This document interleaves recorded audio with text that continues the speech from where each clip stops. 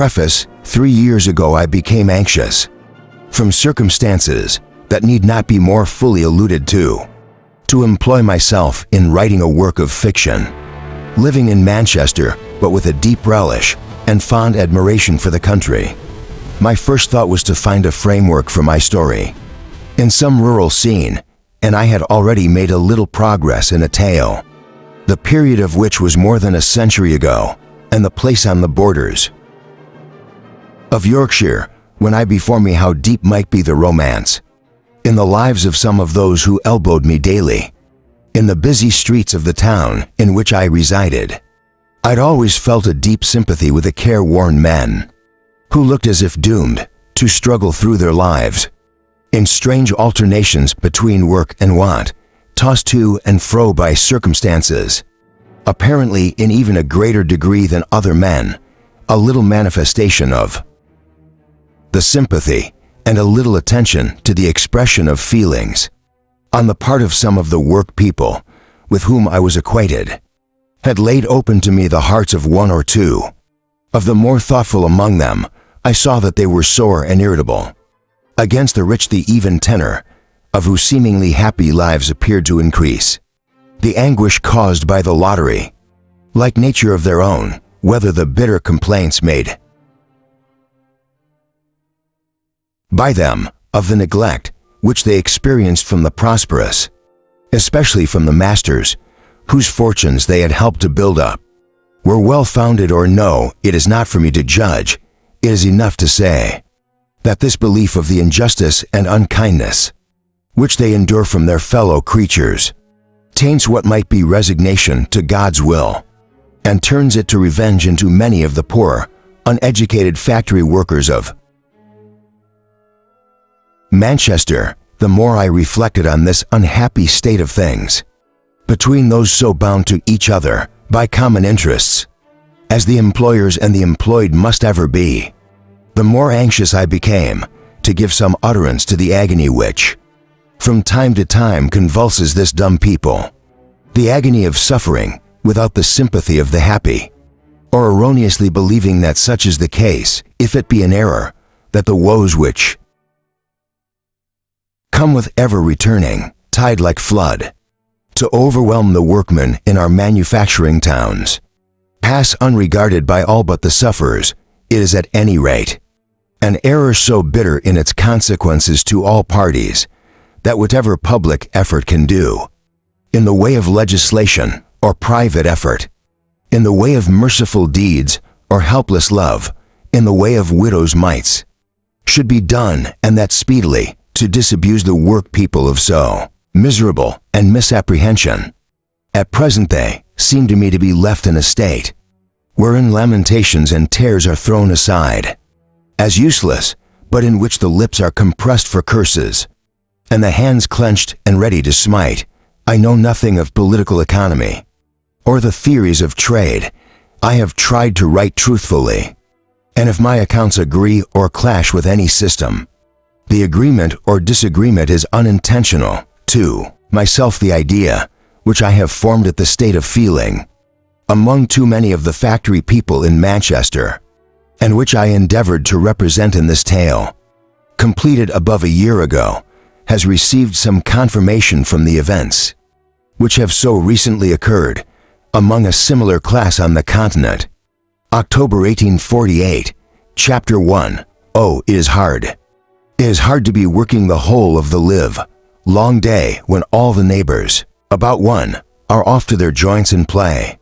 There's Richard. He carries his baby, and Mary takes little Jane, and lovingly they'll be wandering through field and briery lane. Manchester song. There are some fields near Manchester, well known to the inhabitants as Green Hayes Fields, through which runs a public footpath to a little village about 2 miles distant. In spite of these fields being flat and low, may in spite of the want, O.F. Wood, the great and usual recommendation of level tracts of land, there's a charm about them which strikes even the inhabitant of a mountainous district, who sees and feels the effect of contrast in these commonplace but thoroughly rural fields, with a busy, bustling manufacturing town He left but half an hour ago. Here and there an old black and white farmhouse, with its rambling outbuildings, speaks of other times and other occupations than those which now absorb the population of the neighborhood. Here in their seasons may be seen the country business of haymaking, plowing, etc., which is such pleasant mysteries for townspeople to watch.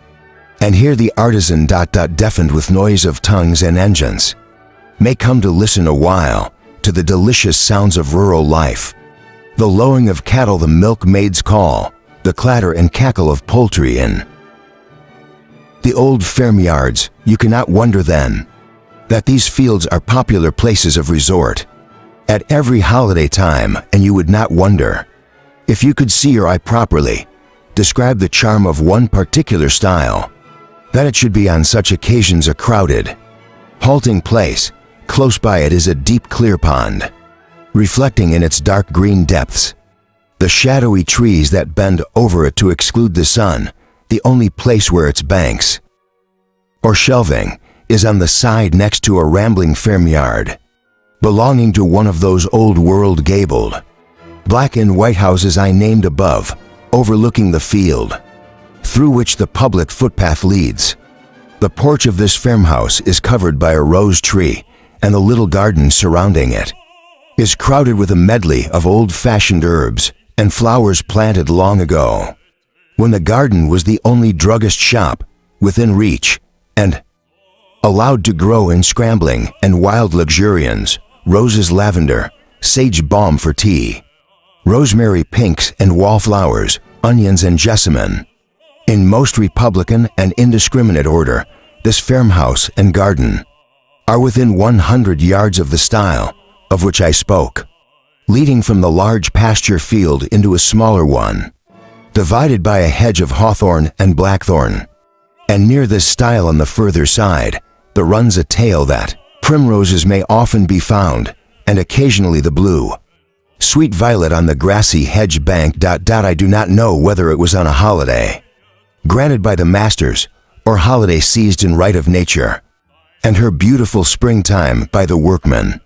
But one afternoon now 10 or a dozen years ago, these fields were much thronged. It was an early May evening, the April of the poets.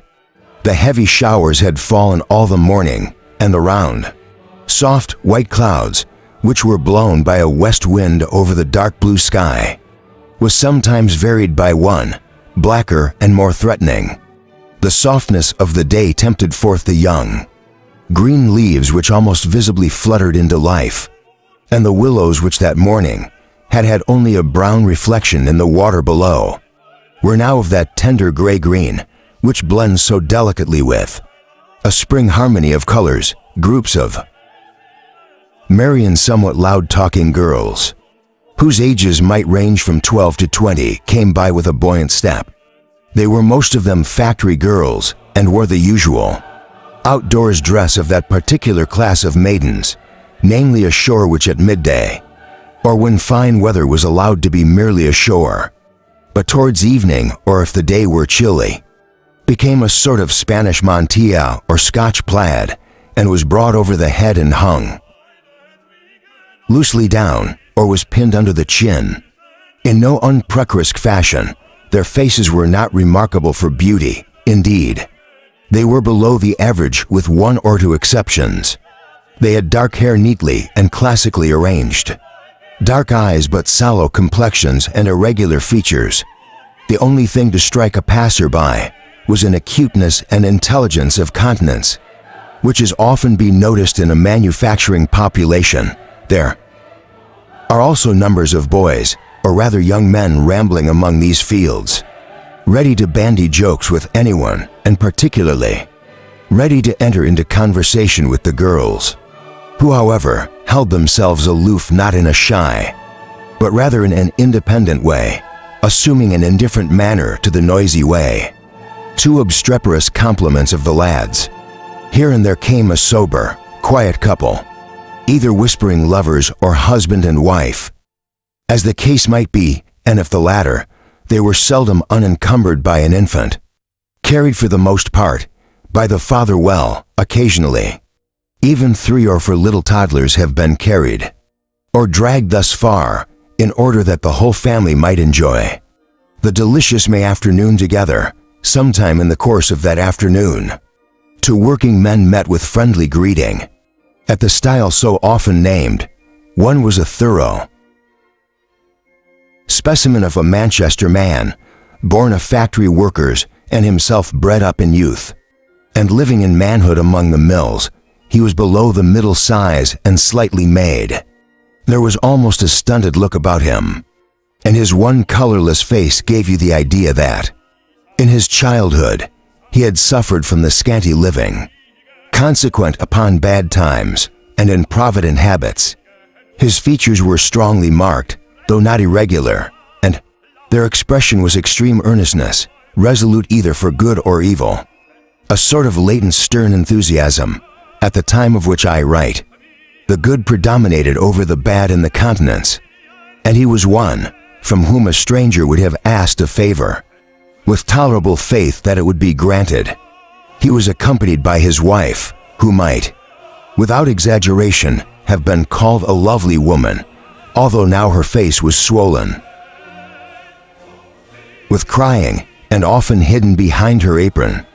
She had the fresh beauty of the agricultural districts and somewhat of the deficiency of sense in her countenance, which is likewise characteristic of the rural inhabitants.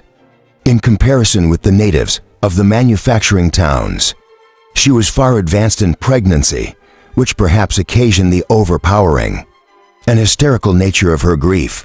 The friend whom they met was more handsome and less sensible looking than a man I have just described. He seemed hearty and hopeful, and although his age was greater yet, there was far more of youth's buoyancy in his appearance. He was tenderly carrying a baby in arms while his wife, a delicate, fragile-looking woman, limping in her gait for another of the same age, little feeble twins, inheriting the frail appearance of their mother. The last-mentioned man was the first to speak. Well, a sudden look of sympathy dimmed his gladsome face. "Well, John, how goes it with you?" And in a lower voice he added, "Any news of Esther yet?" Meanwhile the wives greeted each other like old friends, the soft and plaintive voice of the mother of the twins seeming to call forth only fresh sobs from Mrs. Barton. "Come, woman," said John Barton, "you both walk far enough. My Mary expects to have her bed in 3 weeks. And as for you, Mrs. Wilson, you know, you're but a cranky sort of a body at the best of times." This was said so kindly that no offense could be taken. "Sit you down here, the grass is well nigh dry by this time. And you neither of younish folk about taking cold. Stay," he added with some tenderness, "here's my pocket handkerchief to spread under you, to save the gowns women always think so much of. And now, Mrs. Wilson, give me the baby. I may as well carry him while you talk. And comfort my wife, poor thing, she takes on sadly about Esther."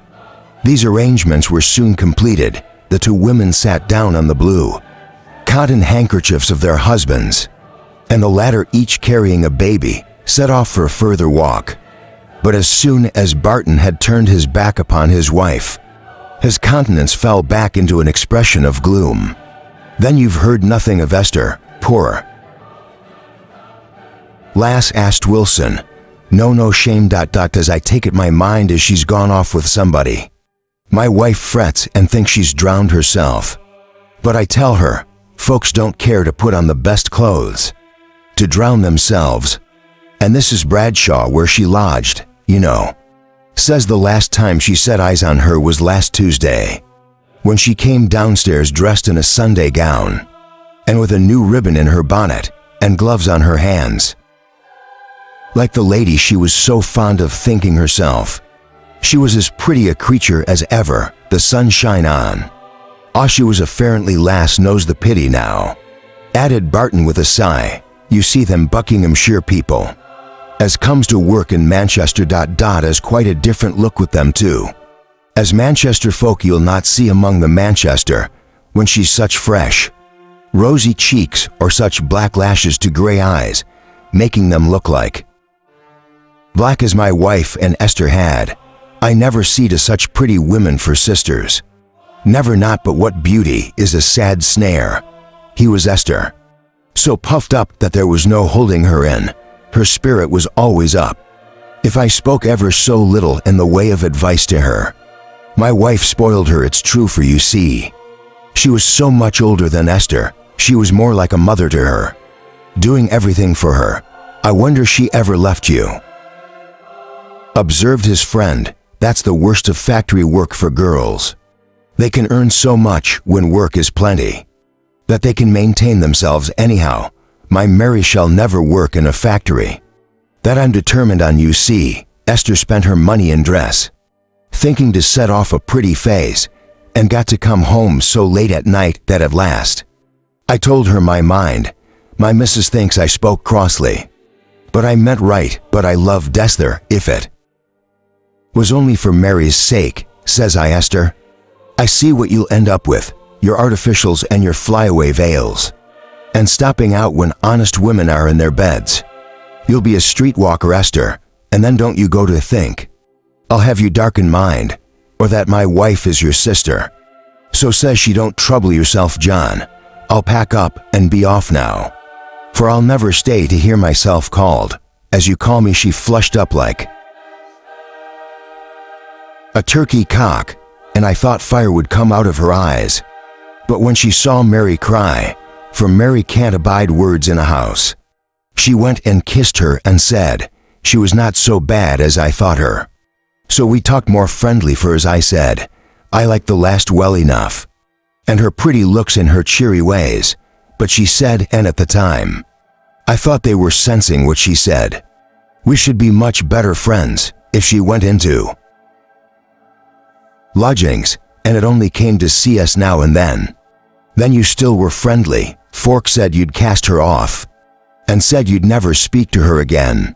Fox always make one a deal worse than one is, said John Barton testily. She came many a time to our house, after she left off living with us. Last Sunday, said Knight. No, it was this very last Sunday. She came to drink a cup of tea with Mary, and that was the last time we set eyes on her. Was she anyways different in her manner? Asked Wilson. Well, I don't know. I have thought several times since that she was a bit quieter and more womanly, like more gentle and more blushing and not so righteous and noisy. She comes in towards 4 o'clock, when afternoon church was losing, and she goes and hangs a bonnet up on the old nail we used to call hers while she lived with us. I remember thinking what a pretty lass she was, as she sat on a low stool by Mary, who was rocking herself, and in rather a poor way she laughed and cried by turns, but also softly and gently like a child, that I could not find in my heart to scold her, especially as Mary was threatened already. One thing I do remember I did say, and pretty sharply too. She took our little Mary by the waist, and that must leave off calling her little Mary. She's growing up into his final last, as one can see on a summer's day. More of her mother stuck than thine, interrupted Wilson. Well, I call a little because her mother's name is Mary. But as I was saying, she takes Mary in a coaxing sort of way. And Mary says she, what should you think if I sent for you some day? I made a lady of you, so I could not stand such talk as that to my girl. And I said, now, best not put that nonsense in the girls. That I can tell her I'd rather see her earning her bread by the sweat of her brow, as the Bible tells her she should do, though she never got butter to her bread. There be like a do-nothing lady, worrying shopmen all morning, and screeching at her piano all afternoon, and going to bed without having done a good turn to any one of God's creatures but herself. Now never good by the gentle folk, said Wilson, half amused at his friend's vehemence. And what good have they ever done me, that I should like them? Asked Barton, the latent fire lighting up his eye and bursting forth. He continued, if I'm sick, do they come and nurse me? If my child lies dying as poor Tombly, with his white lips quivering, for want of better food than I could give him, Does the rich man bring the wine or broth that might save his life?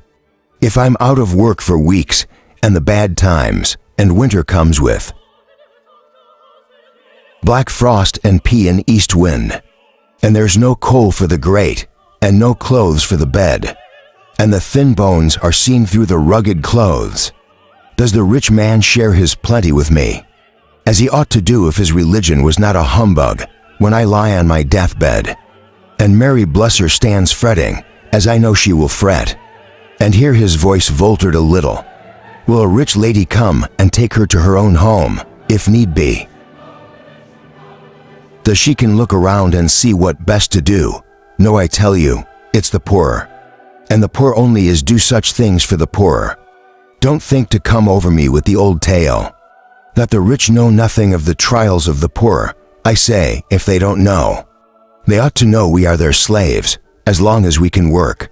We pile up their fortunes with the sweat of our brows, and yet we are to live as separate as if we were into worlds. I as separate as Davies and Lazarus, with a great gulf betwixt us. But I know who is best off then. And he wound up his speech with a low chuckle that had no mirth in it. Well, neighbor, said Wilson, all that may be very true. But what I want to know now is about Esther. When did he last hear of her?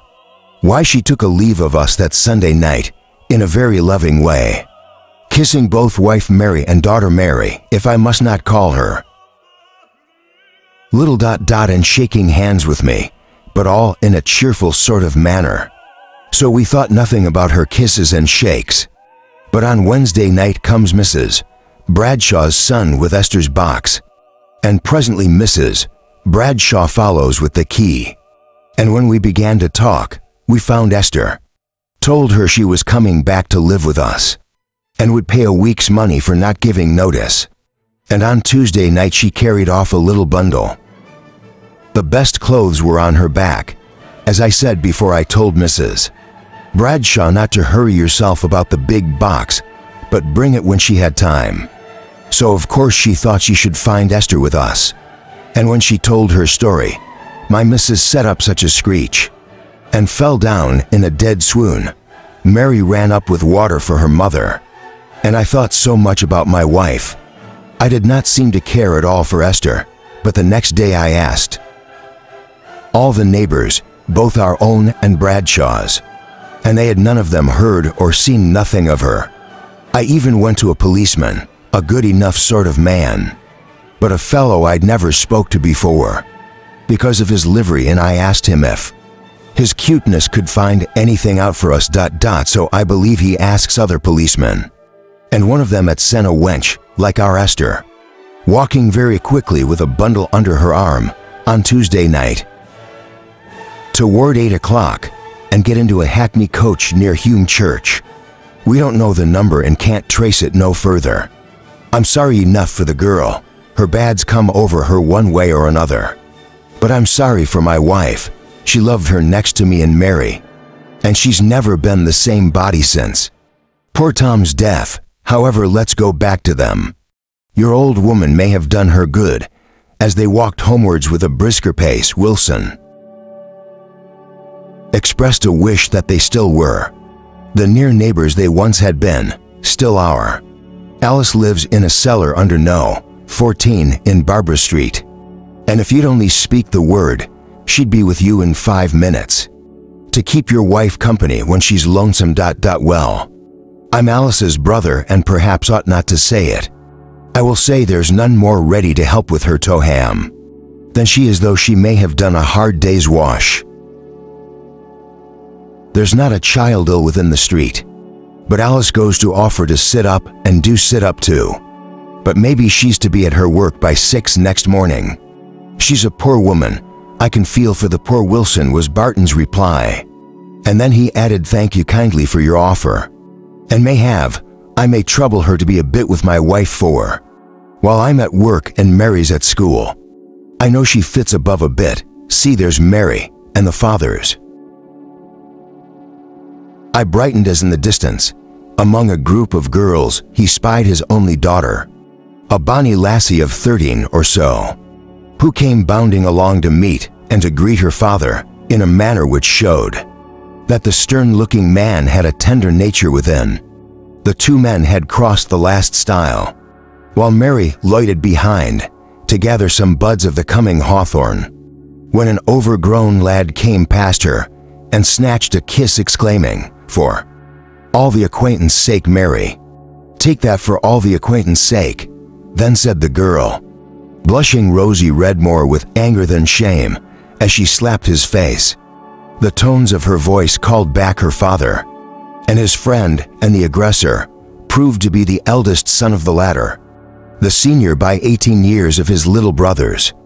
Dear children, instead of kissing and quarreling, do you each take a baby, but if Wilson's arms be like mine, they're heartily tired. Mary sprang forward to take her father's charge, with a girl's fondness for infants, and with some little foresight of the event soon to happen at home, while young Wilson seemed to lose his rough, cubbish nature, as he crowed and cooped to his little brother. "Twins is a great trial to a poor man, bless him," said the half-proud, half-weary father, as he bestowed a smacking kiss on the babe.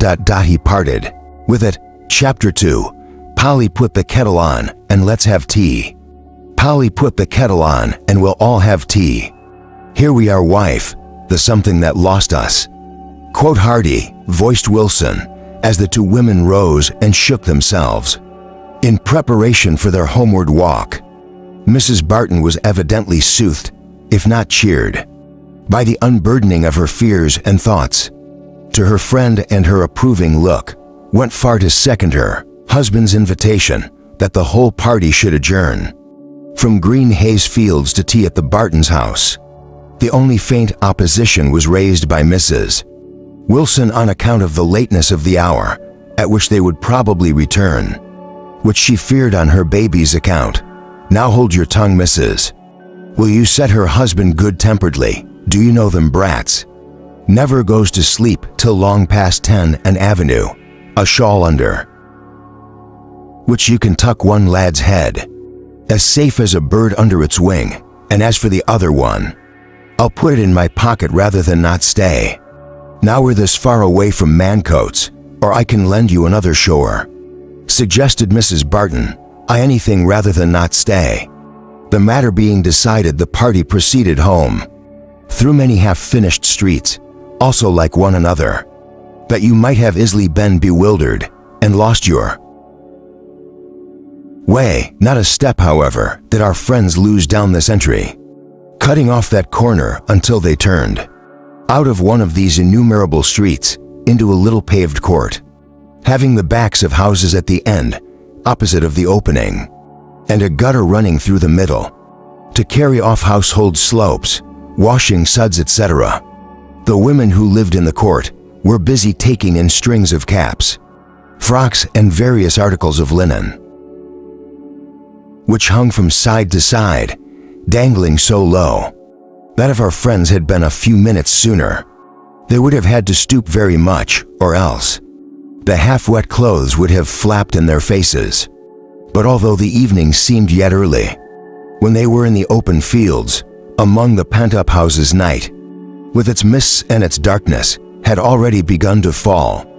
Many greetings were given in exchange between the Wilsons and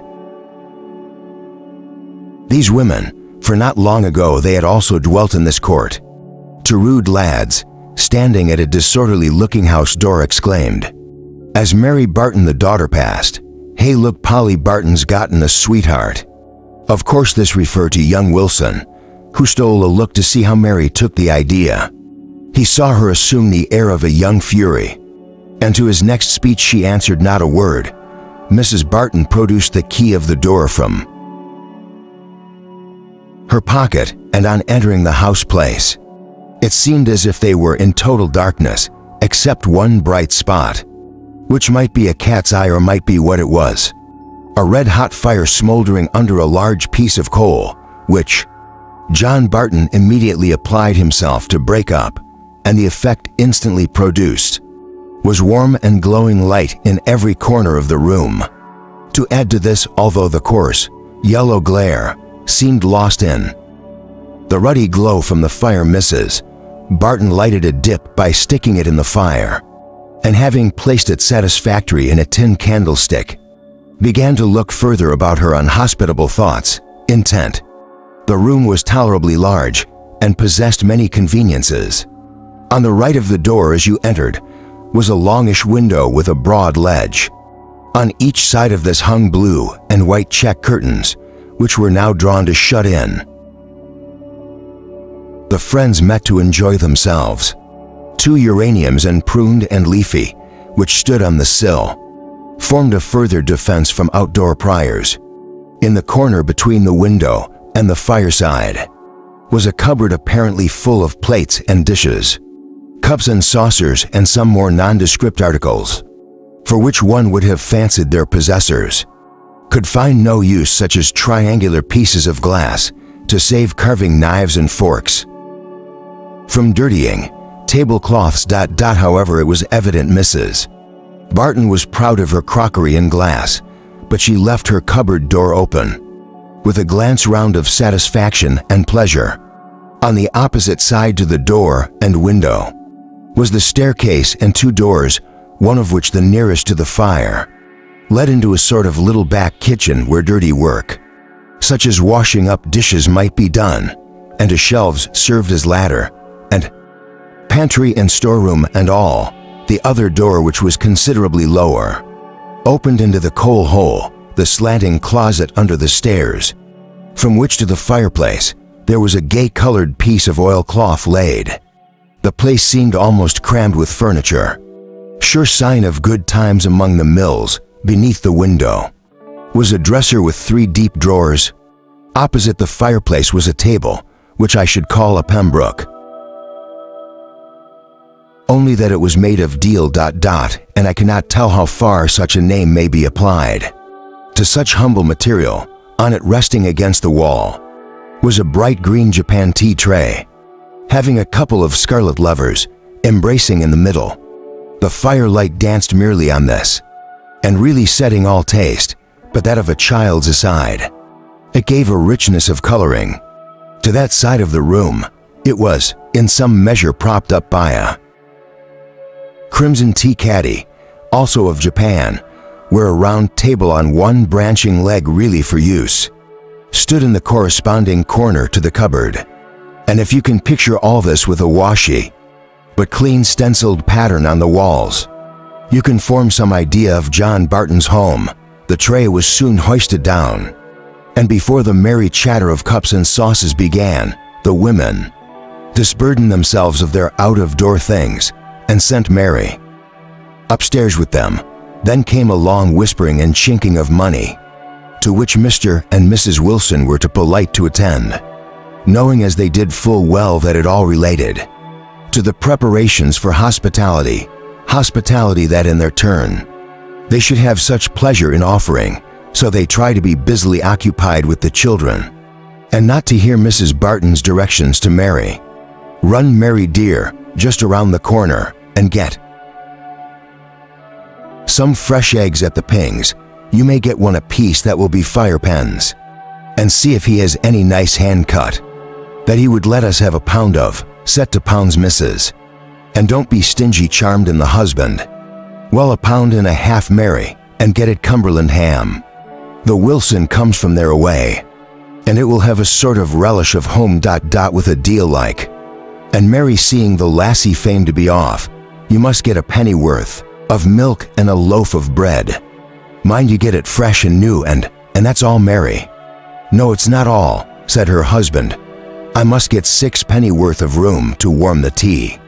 They'll get it at the Grapes, and I'll just go to Alice Wilson. He said she lives just right around the corner, under 14 Barber Street. This was addressed to his wife. And tell her to come and take her tea with us. She liked to see her brother, and I'll be bound, let alone Jane and the twins. If she comes, she must bring a teacup and saucer, for we have but half a dozen, and here 6 of us, said Mrs. Barton. Pooh, Jim and Mary can drink out of one surely. But Mary secretly determined to take care that Alice bought her teacup and saucer. If the alternative was to be her, sharing anything with Jem. Alice Wilson had but just come in.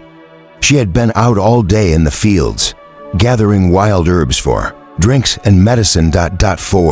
In addition to her invaluable qualities as a sickness and her worldly occupation as a washwoman, she added a considerable knowledge of hedge. And field simples, and on fine days, when no more profitable occupation offered itself, she used to ramble off into the lanes and meadows. As far as her legs could carry her, this evening she returned loaded with nettles, and her first object was to light a candle and see to hang them up in bunches in every available place. In her cellar room, it was the perfection of cleanliness. In one corner stood the modest-looking bed, with a check curtain at the head, the whitewashed wall filling up the place where the corresponding one should have been. The floor was bricked and scrupulously clean, although so damp that it seemed as if the last washing would never dry. As a cellar window looked into an area in the street down which boys might throw stones. It was protected by an outside shelter and was oddly festooned with all manner of hedgerow, ditch and field plants, which we are accustomed to call valueless, but which have a powerful effect either for good or for evil, and are consequently much used among the poor. The room was strewed. Hung and darkened with these bunches, which emitted no very fragrant odor in their process of drying. In one corner was a sort of broad hanging shelf made of old planks, where some old hoards of Alice's were kept, a little bit of crockery, where was arranged on the mantelpiece, where also stood her candlestick and box of matches. A small cupboard contained at the bottom coals, and at the top her bread and the basin of oatmeal, her frying pan teapot and a small tin saucepan, which served as a bottle as well as for cooking the delicate little messes of broth, which Alice sometimes was able to manufacture for a sick neighbor. After her walk she felt chilly and weary, and was busy trying to light her fire with the damp coals and half-green sticks, when Mary knocked. "Come in," said Alice, remembering, however, that she had barred the door for the night, and hastening to make it possible for anyone to come in. "Is that you, Mary Button?" exclaimed she. The light from her candle streamed on the girl's face. "How are you grown since I used to see you at my brother's?" "Come in, lass, come in, please," said Mary. "Almost breathless. Mother says you have to come to tea. And bring a cup and saucer for George, and Jane Wilson is with us, and the twins and Jem, and yet to make haste, please. I'm sure it's very neighborly and kind. And your mother and I'll come with many thanks. Stay, Mary, has your mother got any nettles for spring drink? If she hasn't, I'll take her some." "No, I don't think she has." Mary ran off like a hare to fulfill what, to a girl of 13 fond of power, was the more interesting part of her errand, the money-spending part. And well and ably did she perform her business, returning home with a little bottle of rum. And the eggs in one hand, while her other was filled with some excellent red and white smoke flavored Cumberland ham, wrapped up in paper. She was at home, and frying ham before Alice had chosen her nettles, put out her candle, locked her door, and walked in a very footsore manner. As far as John Barton's, what an aspect of comfort did his houseplace present after her humble cellar, she did not think of comparing. But for all that she felt the delicious glow of the fire, the bright light that reveled in every corner of the room, the savory smells, the comfortable sounds of a boiling kettle, and the hissing, frizzling ham, with a little old-fashioned curtsy. She shut the door and replied with a loving heart to the boisterous and surprised greeting of her brother. And now, all preparations being made, the party sat down, Mrs. Wilson in the post of honor, the rocking chair on the right-hand side of the fire, nursing her baby, while its father in an opposite armchair tried vainly to quiet on the other With bread soaked in milk. Mrs. Barton knew manners too well to do anything but sit at the tea table and make tea, though in her heart she longed to be able to superintend the frying of the ham and cast many an anxious look at Mary as she broke the eggs and turned the ham, with a very comfortable portion of confidence in her own culinary powers. Jem stood awkwardly leaning against the dresser, applying rather gruffly to his aunt's speeches, which gave him, he thought, the air of being a little boy, whereas he considered himself as a young man, and not so very young neither, as in 2 months he would be 18. Barton vibrated between the fire and the tea table, his only drawback being a fancy that every now and then his wife's face flushed and contracted as if in pain. At length the business actually began. Knives and forks, cups and saucers made a noise, but human voices were still. The human beings were hungry and had no time to speak. Alice first broke silence, holding her teacup with the manner of one proposing a toast. She said, "Here's to absent friends, friends may meet, but mountains never." It was an unlucky toast or sentiment, as she instantly felt everyone thought of Esther, the absent Esther, and Mrs. Barton put down her food and could not hide the fast-dropping tears. Alice could have bitten her tongue out. It was a wet blanket to the evening, for they all had been said and suggested. In the fields that could be said or suggested, everyone had a wish to say something in the way of comfort to poor Mrs. Barton and a dislike to talk about anything else, while her tears fell fast and scolding. So George Wilson, his wife and children set off early home. Not before, in spite of mal-proposed speeches, they had expressed a wish that such meetings might often take place, and not before John Barton had given his hearty consent and declared that as soon as ever his wife was well, again they would have just such another evening. "I will take care not to come and spoil it," thought poor Alice, and going up to Mrs. Barton she took her hand almost humbly and said, "You don't know how sorry I am." I said it, to her surprise, a surprise that brought tears of joy into her eyes. Mary Barton put her arms around her neck and kissed the self-approaching Alice. "It didn't mean any harm, and it was me as was so foolish. Only this work about Esther, and not knowing where she is, lies so heavy on my heart. Good night, and never think no more about it. God bless you, Alice, many and many a time." As Alice reviewed that evening in her afterlife, did she bless Mary Barton for these kind and thoughtful words, but just then all she could say was, "Good night, Mary, and may God bless you." Chapter 3. But when the morn came dim and sad and chill, with early showers her quiet eyelids closed, she had another morn than ours. Who in the middle of that same night, a neighbor of the Bartons was aroused from her sound, well-earned sleep by a knocking, which had at first made part of her dream, but starting up. As soon as she became convinced of its reality, she opened the window and asked, "Who was there?" "Me," John Barton answered, he in a voice tremulous with agitation. "My missus is in labor, and for the love of God step in while I run for doctor, for she's fearful bad."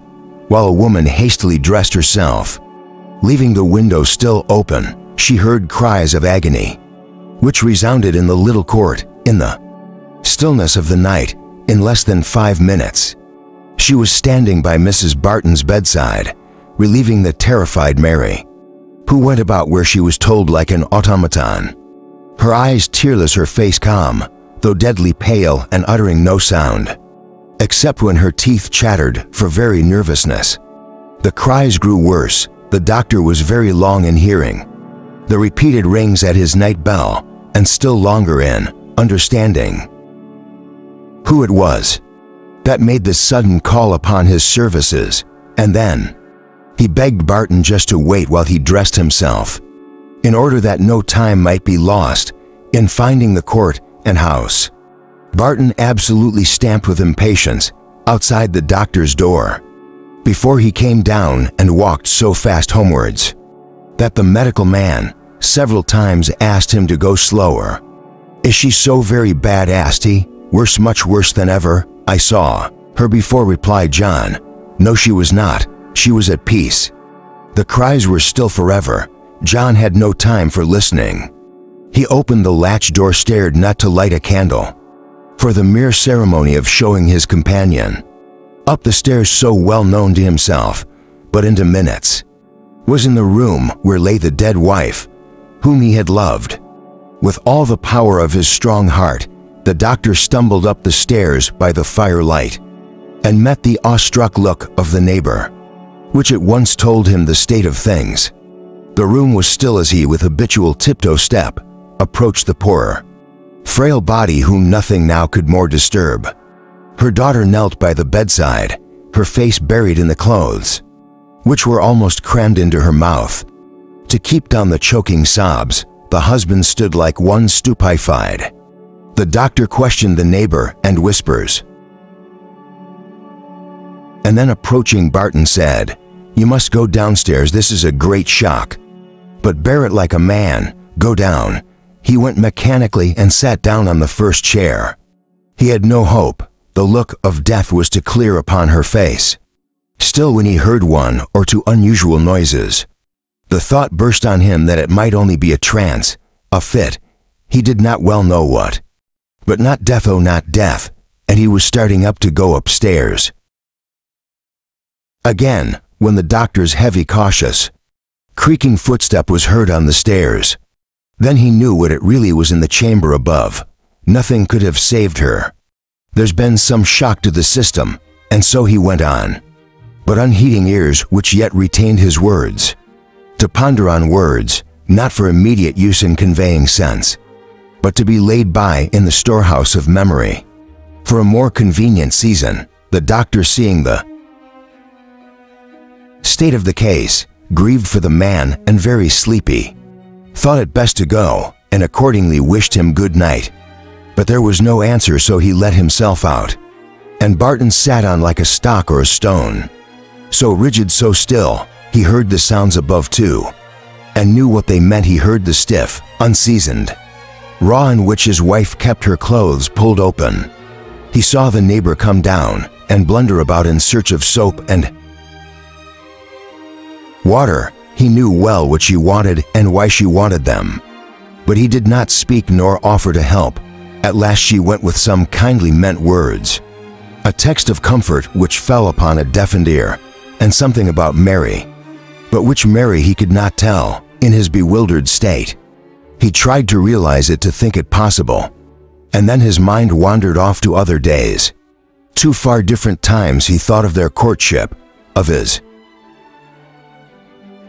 first seeing her, an awkward, beautiful rustic, far too shiftless for the delicate factory work to which he was apprenticed, of his first gift to her, a bead necklace, which had long ago been put by in one of the deep drawers of the dresser, to be kept for Mary.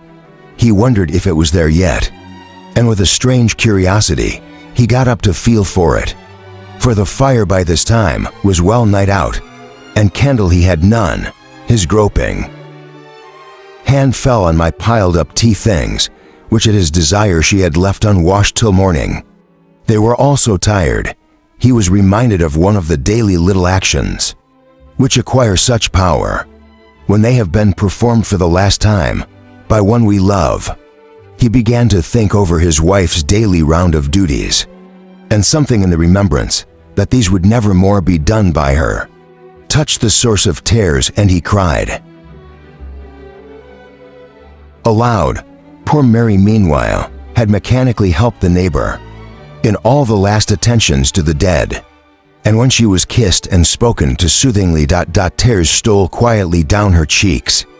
But she reserved the luxury of a full burst of grief till she should be alone. She shut the chamber door softly after the neighbor had gone, and then shook the bed, by which she knelt with her agony of sorrow.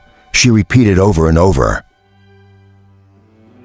again the same words, the same vain, unanswered address to her who was no more. "Oh, mother, mother, are you really dead? Oh, mother, mother." At last she stopped because it flashed across her mind That her violence of grief might disturb her father, all was still below. She looked on. The face so changed and yet so strangely like. She bent down to kiss it. The cold, unyielding flesh struck a shudder to her heart, and hastily obeying her impulse, she grasped the candle and opened the door. Then she heard the sobs of her father's grief, and quietly stealing down the steps, she knelt by him and kissed his hand. He took no notice at first, for his burst of grief would not be controlled, but when her shriller sobs, her terrified cries which she could not repress, rose upon his ear, he checked himself. "Child, we must be all to one another now. She is gone." Whispered he, "O Father, what can I do for you? Do tell me, I'll do anything. I know thou wilt. They must not fret theirself ill. That's the first thing I ask, but I must leave me and go to bed now. Like a good girl as thou art, leave you, Father. Oh, don't say so. I must go to bed and try and sleep. I'll have enough to do and to bed." Poor wench, tomorrow. Mary got up, kissed her father, and sadly went upstairs to the little closet where she slept. She thought it was of no use undressing, but that she could never sleep, so threw herself on her bed and her clothes, and before 10 minutes had passed away, the passionate grief of youth had subsided into sleep. Barton had been roused by his daughter's entrance, both from his stupid and from his uncontrollable sorrow. He could think on what was to be done, could plan for the funeral, could calculate the necessity of soon returning to his work, as the extravagance of the past night would leave them short of money. If he long remained away from the mill, he was in a club, so that money was provided for the burial. These things settled in his own mind. He recalled the doctor's words and bitterly thought of the shock his poor wife had so recently had in the mysterious disappearance of her cherished sister. His feelings towards Esther almost amounted to curses. It was she who had brought on all this sorrow. Her giddiness, her likeness of conduct had wrought this woe. His previous thoughts about her had been tinged with wonder and pity, but now he hardened his heart against her forever. One of the good influences over John Barton's life had departed that night.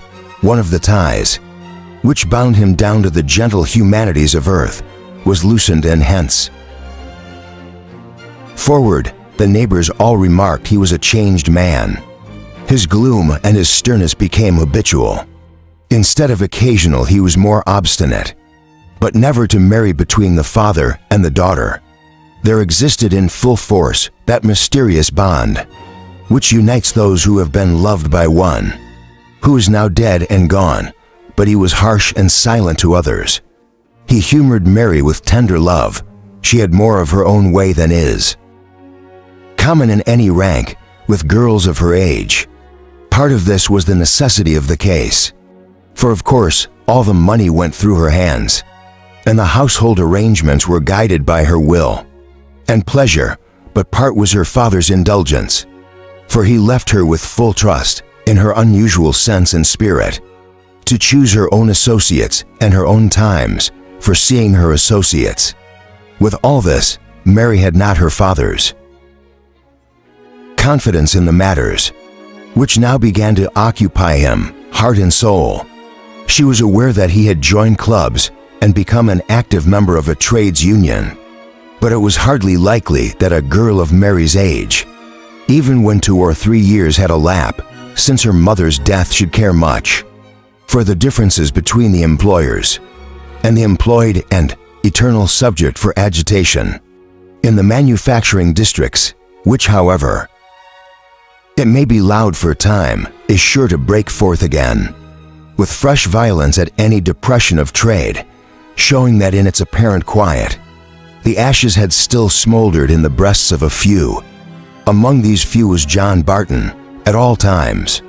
It is a bewildering thing to the poor weaver to see his employer removing from house to house, each one grander than the last, till he ends in building one more magnificent than all, or withdraws his money from the concern, or sells his meal to buy an estate in the country, while all the time the weaver, who thinks he and his fellows are the real makers of this wealth, is struggling on for bread for their children, through the vicinity of the lowered wages, short hours, fewer hands employed, etc.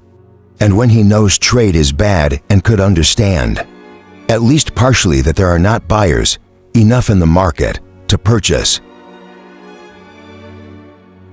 the goods already made, and consequently that there is no demand for more, when he would bear and endure much without complaining, could he also see that his employers were bearing their share? He is, I say, bewildered, and to use his own word, aggravated to see that all goes on just as usual.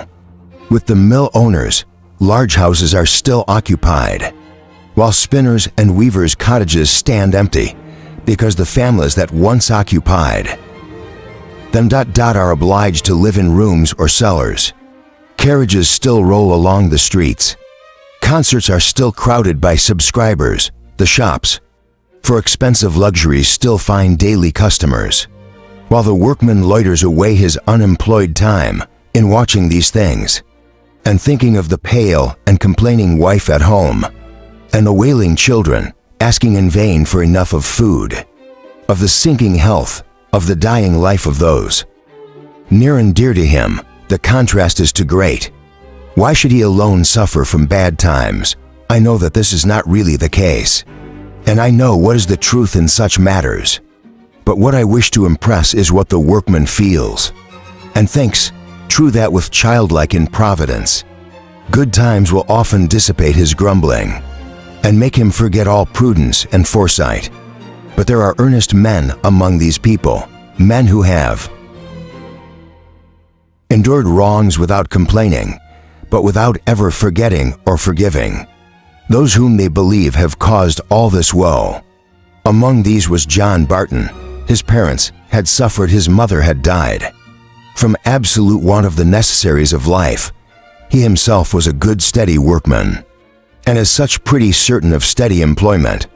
But he spent all he got with a confidence, you may also call it improvidence, of one who was willing and believed himself able to supply all of his wants by his own exertions. And when his master suddenly failed, and all hands in that mill were turned back, one Tuesday morning, with the news that Mr. Hunter had stopped, Barton had only a few shillings to rely on, but he had a good heart of being employed at some other mill, and accordingly before returning home, he spent some hours and going from factory to factory, asking for work. But at every mill was some sign of depression of trade. Some were working short hours, some were turning off hands, and for weeks Barton was out of work, living on credit. It was during this time his little son, the apple of his eye, the sign assured of all his strong power of love, fell ill of the scarlet fever. They dragged him through the crisis, but his life hung on a gossamer thread. Everything the doctor said depended on good nourishment, on generous living, to keep up the little fellow's strength, and the frustration in which the fever had left him, mocking words, when the commonest food in the house would not finish one little meal. Barton tried credit, but it was worn out. At the little provision shops, which were now suffering in their turn, he thought it would be no sin to steal, and would have stolen, but he could not get the opportunity. In a few days the child lingered hungry himself, almost to an animal picture ravenousness, but with the bodily pain swallowed up in anxiety for his little sinking lad. He stood at one of the shop windows, where all edible luxuries are displayed: hunches of venison, Stilton cheeses, molds of jelly, all appetizing sights to the common passerby. And out of the shop came Mrs. Hunter. She crossed to her carriage, followed by the shop man, loaded with purchases for the party. The door was quickly slammed to, and she drove away, and Barton returned home with a bitter spirit of wrath in his heart. To see his only boy a corpse, you can fancy now the hordes of vengeance in his heart against the employers, for there are never wanting those who either in speech or in print find it their interest to cherish such feelings. In the working classes who know how and when to rouse the dangerous power at their command, and who use their knowledge with unrelenting purpose. To either party, so while Mary took her own way, growing more spirited every day, and growing in her beauty too. Her father was chairman at many a trades union meeting, a friend of delegates, and ambitious of being a delegate himself, a chartist and ready to do anything for his order. But now times were good, and all these feelings were theoretical, not practical. His most practical thought was getting Mary apprenticed to a dressmaker, for he had never left off disliking a factory. For a girl on more accounts than one, Mary must do something the factory's being.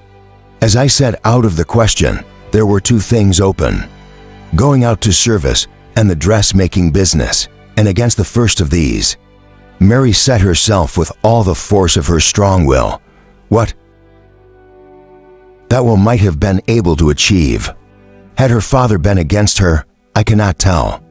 But he disliked the idea of parting with her, who was the light of his heart, the voice of his otherwise silent home. Besides, with his ideas and feelings towards the higher classes, he considered domestic servitude as a species of slavery, a pampering of artificial wants on the one side, a giving up of every right of leisure by day, and quiet rest by night on the other. How far his strong, exaggerated feelings had any foundation and truth, it is for you to judge. I'm afraid that Mary's determination not to go to service arose from far less sensible thoughts on the subject than her father's 3 years of independence of action. Since her mother's death, such a time had now elapsed, had little inclined her to submit to rules, as to hours and associates, to regulate her dress by a mistress's ideas of propriety, to lose the dear, feminine privileges of gossiping with a merry neighbor, and working night and day to help one who was sorrowful. Besides all this, the sayings of her absent, her mysterious Aunt Esther, had an unacknowledged influence over Mary.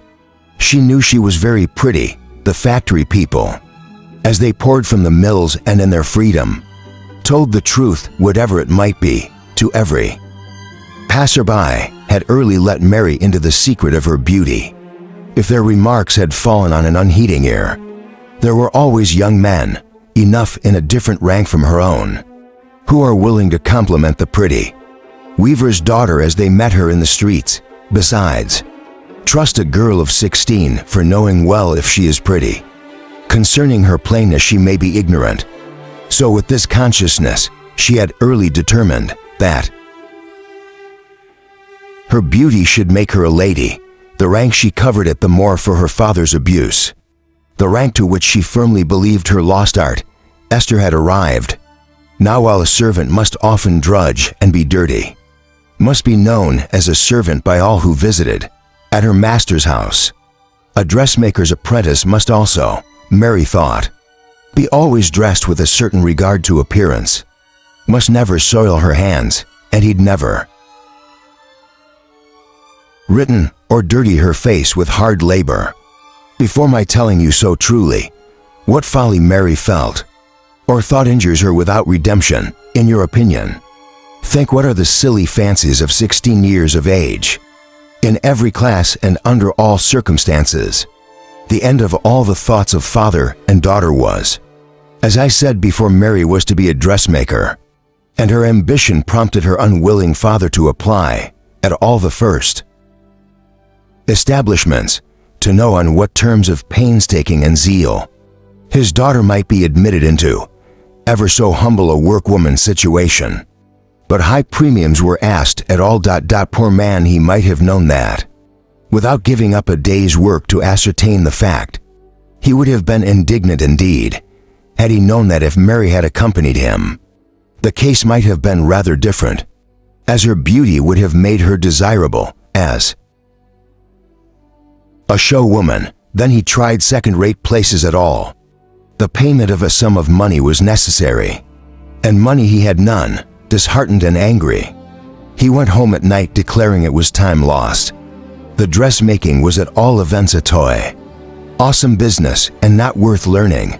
Mary saw that the grapes were sour, and the next day set out herself, as her father could not afford to lose another day's work, and before night, as yesterday's experience had considerably lowered her ideas, she had engaged herself as apprentice, so-called, though there were no deeds or indentures to the bond, to a certain Miss Simmons, milliner and dressmaker, in a respectable little street leading off Ardwick Green, where her business was duly announced in gold letters, on a black ground, enclosed in a bird's eye maple frame, and stuck in the front parlor window, where the workwomen were called her young ladies, and where Mary was to work for 2 years, without any remuneration and consideration of being taught the business, and where afterwards she was to dine and have tea, with a small quarterly salary, paid quarterly, because so much more Gentile than by week, a very small one divisible into a minute weekly patents. In summer she was to be there by 6, bringing her day's meals during the first 2 years. In winter, she was not to come till after breakfast. Her time for returning home at night must always depend upon the quantity of work Miss Simmons had to do, and Mary was satisfied in seeing this. Her father was contented too, although his words were grumbling and morose, but Mary knew his ways, and coaxed and planned for the future so cheerily, that both went to bed with easy if not happy hearts. Chapter 4. To envy naught. Beneath the ample sky, to mourn no evil deed no are misspent, and like a living violet, silently returning sweets to heaven what goodness lent, then bend beneath the chastening shower content. Eliot.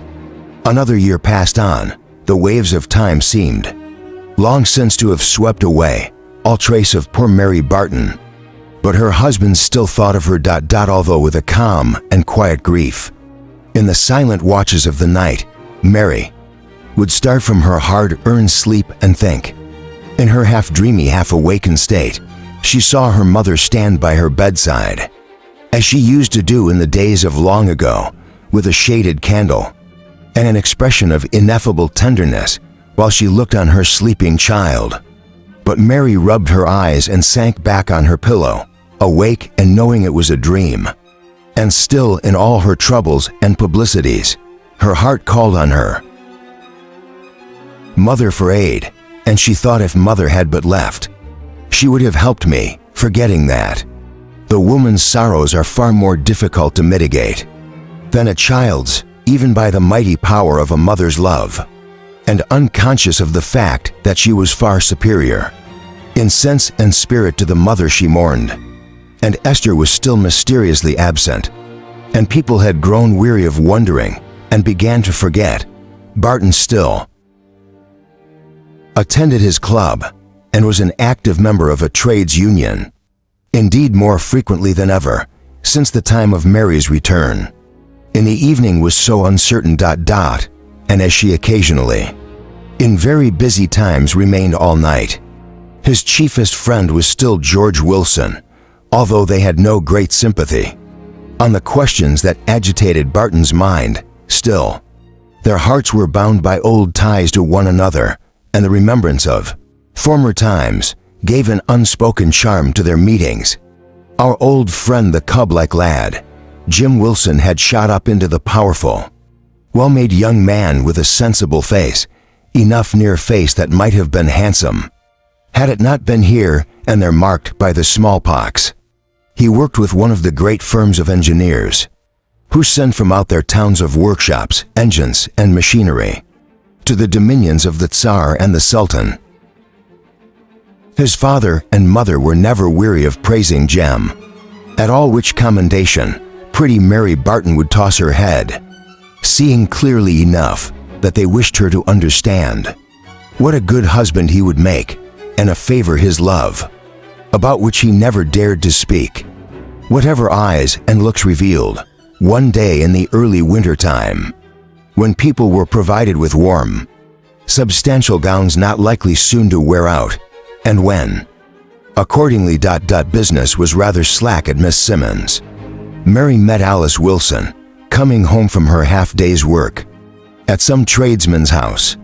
Mary and Alice had always liked each other. Indeed, Alice looked with particular interest on the motherless girl, the daughter of her whose forgiving kiss had so comforted in many sleepless hours. There was a warm greeting between the tidy old woman and the blooming young work girl, and then Alice ventured to ask if she would come in and take her tea with her. That very evening. You'll think you're dull enough to come, just to sit with an old woman like me, but there's a tidy young lasses lives in the floor above who does plain work, and now and then a bit in your own line, Mary. She's granddaughter to old Joe Blagg, a spinner, and a good girl she is. Do call, Mary. Have a terrible wish to make you known to each other. She's a Gentile-looking lass too. At the beginning of this speech, Mary had feared the intended visitor was to be no other than Alice's nephew.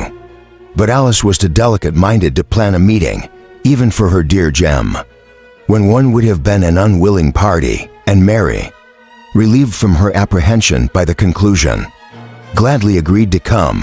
How busy Alice felt. It was not often she had anyone to tea, and now her sense of the duties of a hostess were almost too much for her. She made haste home and lighted the unwilling fire, borrowing a pair of bellows to make it burn the faster. For herself, she was always patient. She let the coals take their time, then she put on her pattens, and went to fill her kettle at the pump. In the next court, and on the way, she borrowed a cup of odd sauces. She had plenty serving as plates when occasion required, half an ounce of tea and a quarter of a pound of butter. Went far to absorb her morning's wages, but this was an unusual occasion. In general, she used herb tea for herself when at home, unless some thoughtful mistress made her a present of tea leaves. From her more abundant household, the 2 chairs, drawn out for visitors and duly swept and dusted. An old board arranged with some skill upon 2 old candle boxes set on end, rather rickety to be sure, but she knew the seat of old and when to sit lightly. Need the whole affair was more for apparent dignity of position than for any real ease. A little, very little round table put just before the fire, which by this time was blazing merrily, her unlacquered ancient third-hand tea tray arranged with a black teapot, 2 cups with a red and white pattern, and one with the old friendly willow pattern, and saucers not to match on one. Of the extra supply. The lump of butter flourished away. All these preparations complete, Alice began to look about her with satisfaction, and a sort of wonder what more could be done to add to the comfort of the evening. She took one of the chairs away from its appropriate place by the table and putting it close to the broad, large hanging shelf I told you about when I first described her salad dwelling, and mounting on it, she pulled towards her an old deal box, and took then the quantity of the oat bread of the north, the clap bread of Cumberland and Westmoreland, and descending carefully, with a thin cake threatening to break to pieces in her hand, she placed them on the bare table, with the belief that her visitors would have an unusual treat in eating the bread of her childhood. She brought out a good piece of a 4-pound loaf of common household bread as well, and then sat down to rest. Really to rest, and not to pretend I'm one of the rush-bottomed chairs. The candle was ready to be lighted, the kettle boiled. The tea was awaiting its doom in its paper parcel. All was ready. A knock at the door. It was Margaret, the young workwoman who lived in the rooms above, who, having heard the bustle and the subsequent quiet, began to think it was time to pay her visit below. She was a sallow, unhealthy, sweet-looking young woman with a careworn look. Her dress was humble and very simple, consisting of some kind of dark stuff gown, her neck being covered by a drab shore or large handkerchief, pinned down behind and at the sides in front. The old woman gave her a hearty greeting, and made her sit down on the chair she had just left, while she balanced herself on the board seat in order that Margaret might think. It was quite her free and independent choice. To sit there, I cannot think what keeps Mary Barton. She's quite grand with the late hours, so Dallas as Mary still delayed. The truth was Mary was dressing herself. Yes, to come to poor old Alice's, she thought it worthwhile to consider what gown she should put on. It was not for Alice, however. You may be pretty sure no, they knew each other too well. But Mary liked making an impression. And in this it must be owned, she was pretty often gratified. And there was this strange girl to consider just now.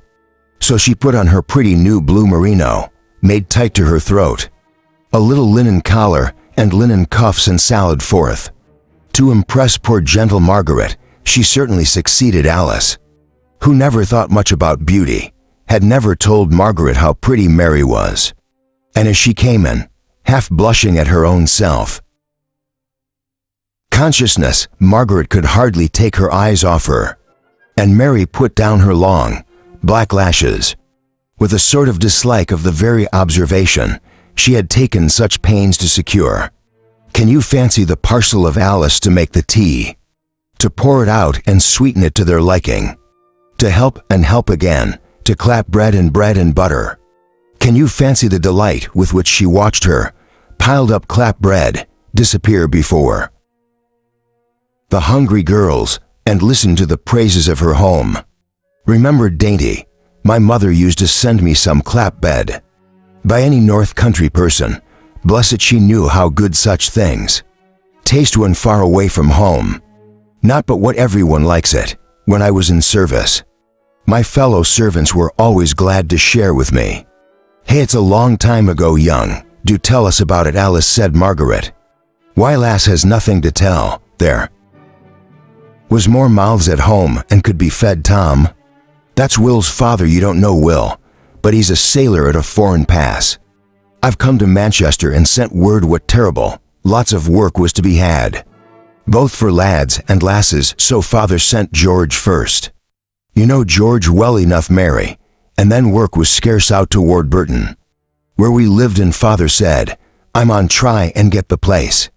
And George Road is, our wages for far higher than Manchester, than Milnth or Port Lancaster.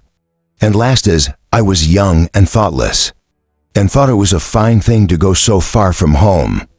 So one day the butcher, he brings us a letter for George to say he did on a place, and I was all a dog to go, and father was pleased like. But mother said little, and that little was very quiet. I've often thought she was a bit hurt to see me so ready to go, God forgive me, but she packed up my clothes and some of the better end of her own, as would fit me and your own little paper box up there. It's good for no now, but I would leave a live without fire, then break it up to be burnt, and yet it's going on for 80 years old. But she had it when she was a girl, and brought all her clothes in it to father's when they were married. But as I was saying, she did not cry, though the tears was often in her eyes, and I seen her looking after me down the lane, as long as I were in sight, with a hand shading her eyes. That was the last look I ever had on her. Alice knew that before long she would go to that mother. And besides, the griefs and bitter woes of youth have worn themselves out before we grow old. But she looked so sorrowful that the girls caught her sadness, and mourned for the poor woman who had been dead and gone so many years ago. Did you never see her again, Alice? Did you never go home while she was alive? Asked Mary. No sense. Many a time, and after the plan to go a planet yet, and hope to go home again before it. Please God to take me. I used to try and save money enough to go for a week when I was in service, but first one thing came and then another. First Mrs. Children fell ill at measles, just when we got asked for game, and I couldn't leave them for one, and all cried for me to nurse them. Then Mrs. herself felt sick, and I could go less than ever. For you see, they kept a little shop, and he drank, and Mrs.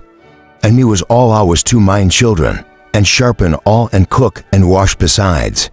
Mary was glad she had not gone into service and said so. At last, thou little knows the pleasure of helping others. I was as happy there as could be. Almost as happy as I was at home. Well, but next year I thought I could go. What a leisure time, and Mrs. told me I should have a fortnight then. And I used to sit up all that winter, working hard at patchwork, to have a quilt of my own making, today to my mother. But Master died and Mrs. went away from Manchester, and I had to look out for the place again. Well, but interrupted Mary. I should have thought that was the best time to go home. No, I thought not. You see, it was a different thing. Going home for a week on a visit, maybe with money in my pocket to give father a lift. To go home to be a burden to him. Besides, how could I hear a place there? Anyways, I thought it best to stay. Perhaps it might have been better to have gone. But then I should have seen mother again, and the poor old woman looked puzzled. I'm sure you did what you thought right, said Margaret gently. Alice, that's it, said Alice, raising her head and speaking more cheerfully. That's the thing, and let the Lord send what he sees fit. Not but that I grieved sore, all sore and sad went towards spring next year. When my quilt were all done to lining, George came in one evening to tell me mother was dead. I cried many a night at after. I had no time for crying by day. But that Mrs. was terrible strict. She would not hearken to my going to the funeral, and indeed I would have been too.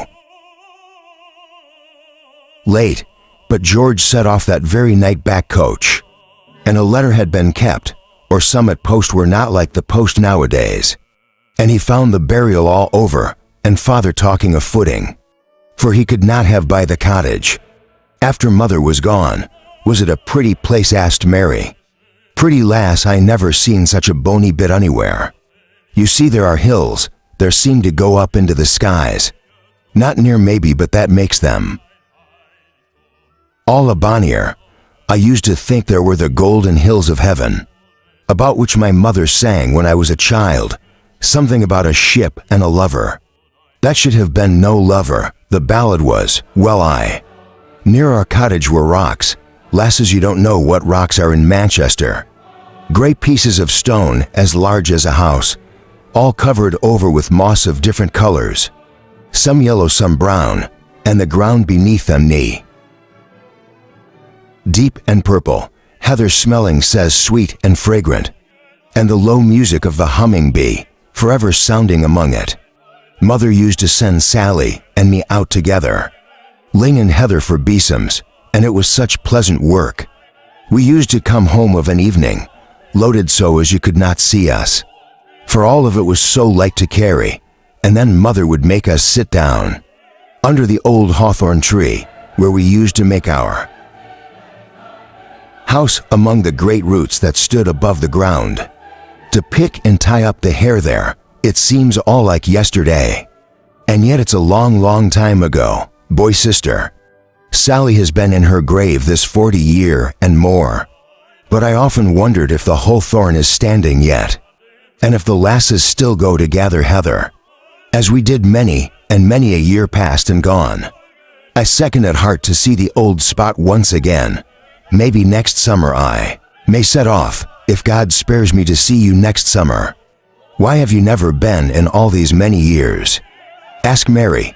Why, last first one wanted me, and then another. And I could not go without money either.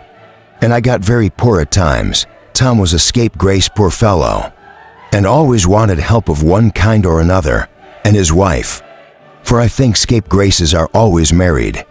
Long before Steady Fork was but a helpless kind of body, she were always ailing, and he were always in trouble. So I had enough to do with my hands and my money too. For that matter, they died within 12 months of each other, leaving one lad. They had had 7, but the Lord had taken 6 to himself. Well, as I was telling you on, and I took him myself, and left service to make a bid on a home place for him, and a fine lad he was. The very spit of his father as to looks, only steadier, for he was Steady, though not with serving but going to sea. I tried all I could to set him again. A sailor's life, says I folks, is as sick as dogs all the time they're at sea. Your own mother told me, but she came from foreign parts, being a Manx woman, that she defined anyone for throwing her into the water. May. I sent him all the way to Runcorn by the Duke's Canal, that he might know what the sea were. And I looked to see him come back as wide as a sheep, with vomiting. But the lad went down to Liverpool and saw real ships, and came back more set than ever on being a sailor. And he said as how he'd never been sick at all, and thought he could stand the sea pretty well. So I told him he won't do as he liked, and he thanked me and kissed me. For all I was very flabbered with him, and now he's gone to South America, and to the side of the sun, they tell me. Mary stole a glance at Margaret to see what she thought of Alice's geography. But Margaret looked so quiet and demure that Mary was in doubt if she were not really ignorant. Not that Mary's knowledge was very profound, but she had seen a terrestrial globe and knew where to find France and the continents on a map. After this long talking, Alice seemed lost for a time in reverie, and the girls, respecting her thoughts, which they suspected had wandered to the home and scenes of her childhood, were silent all at once.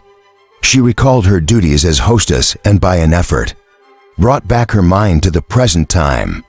Margaret, that must let Mary hear thee sing. I don't know about fine music myself, but folks say Margaret is a rare singer, and I know she can make me cry at any time by singing the Old and Weaver. Do sing that, Margaret, there's a good lass, with a faint smile, as if amused at Alice's choice of a song. Margaret began. Do you know the Oldham Weaver? Not unless you are Lancashire born and bred, for it is a complete Lancashire ditty. I will copy it for you. I'm a poor cotton weaver, as many one knows. I've now 48 and I've worn out my clothes. It hard to get to punch for all, as I have on my clogs. Above Boston and stockings have none. You think it were hard to be brought into the world, to be clemmed and do the best as you can. Old Dickie a Belize kept telling me long we should have better times, if I but hold my tongue. I've holden my tongue till I've near stopped my breath. I think in my heart as it soon climb to death. Oh, Dickies will climbed, he never were climbed. And he never picked out on his life. We downward on 6 weeks again, each day would last. We shifted and shifted till now we're quite fast. We lived upon nettles, while nettles were good in Waterloo porridge, the best of our food, I'm telling you true. I can find folk canal as we're living now, better than me, oh Billy A. Don sent Bailey's one day for a shop that I owed him, as I couldn't pay, but he would do it for old Billy, at Bent, and sold the Titten car and 10 goods for the rent. When I left the old stool, that were seats for 2, and on it Coward Market, and me. Then Bailey's looked round as sly as a mouse. When they see these old goods were tearing out of house, this is one chapter, the other all's gone. The Macy says I never fret, mania welcome to me. They made no more to do but walked up the old stool, and we bothly whack a bunk flags. Then I said to our market as we lay upon the floor, we'll never be lord in this world. I'm sure if everything's autumn, I'm sure them on mend. But I think in my heart we're both at far end for mate. We have none nor looms to weave on. A dab that is good lost is found. Our Margaret declares it her clothes to put on, or go up to London and taught at great man. And if things were not altered, when there had been as fully resolved, a sore mouth and end who is now to say against king, but who likes a fair thing, and her says I can tell when hers hurt. The air to which this is sung is a kind of droning, recitative depending much on expression and feeling. To read it, it may perhaps seem humorous, but it is that humor which is near akin to pathos, and to those who have seen the distress it describes, it is a powerfully pathetic song. Margaret had both witnessed the destitution and had the heart to feel it. and with all her voice was of that rich and rare order, which does not require any great compass of notes.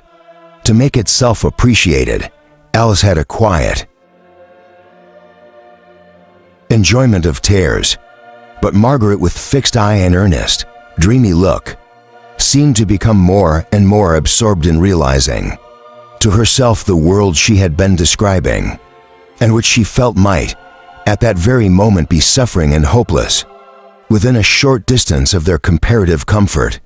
Suddenly she burst forth, with all the power of her magnificent voice, as if a prayer from her very heart, for all who were in distress. In the grand supplication, "Lord, remember David," Mary held her breath, unwilling to lose a note. It was so clear, so perfect, so imploring. A far more correct musician than Mary might have paused with equal admiration of the really scientific knowledge with which the poor, depressed-looking young needlewoman used her superb and flexile voice. Deborah Travers herself, once an Oldham factory girl, and afterwards the darling of fashionable crowds, as Mrs. Knivet might have owned a sister in her art. She stopped, and with tears of holy sympathy in her eyes, Alice thanked the songstress, who resumed her calm, demure manner, much to Mary's wonder, for she looked at her unweariedly, as if surprised that the hidden power should not be perceived in the outward appearance. When Alice's little speech of thanks was over, there was quiet enough to hear a fine, though rather quavering, male voice going over again one or two strains of Margaret's song. "That's grandfather," exclaimed she. "I must be going, but he said he should not be at home till past 9. Well, I'm not saying it, but I have to be up by 4 for a very heavy wash at Mrs. Simpson's, but I shall be terrible glad to see you again at any time, lasses, and I hope you'll take to one another." As the girls ran up the cellar steps together, Margaret said, "Just step in and see grandfather. I should like him to see you." And Mary consented. Chapter 5 learned he was nor bird nor insect flew, but he its leafy home and history knew. Nor wild flow decks the rock, nor moss the well, but he its name and qualities could tell. Eliot. There's a class of men in Manchester, unknown even to many of the inhabitants, and whose existence will probably be doubted by many, who yet may claim kindred with all the noble names that science recognizes. I said in Manchester, but they're scattered all over the manufacturing districts of Lancashire. In the neighborhood of Oldham, there are weavers, common hand loom weavers, who throw the shuttle with unceasing sound, though Newton's Principia lie open on the loom to be snatched at in work hours, but reveled over in meal times or at night. Mathematical problems are received with interest and studied with absorbing attention by many abroad, spoken common-looking factory hand.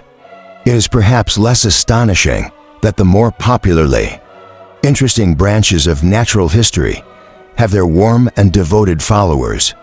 Among this class there are botanists among them, equally familiar with either the Linnean or the natural system, who know the name and habitat of every plant within a day's walk from their dwellings, who steal the holiday of a day or two when any particular plant should be in flower, and tying up their simple food in their pocket handkerchief set off with single purpose to fetch home the humble-looking weed.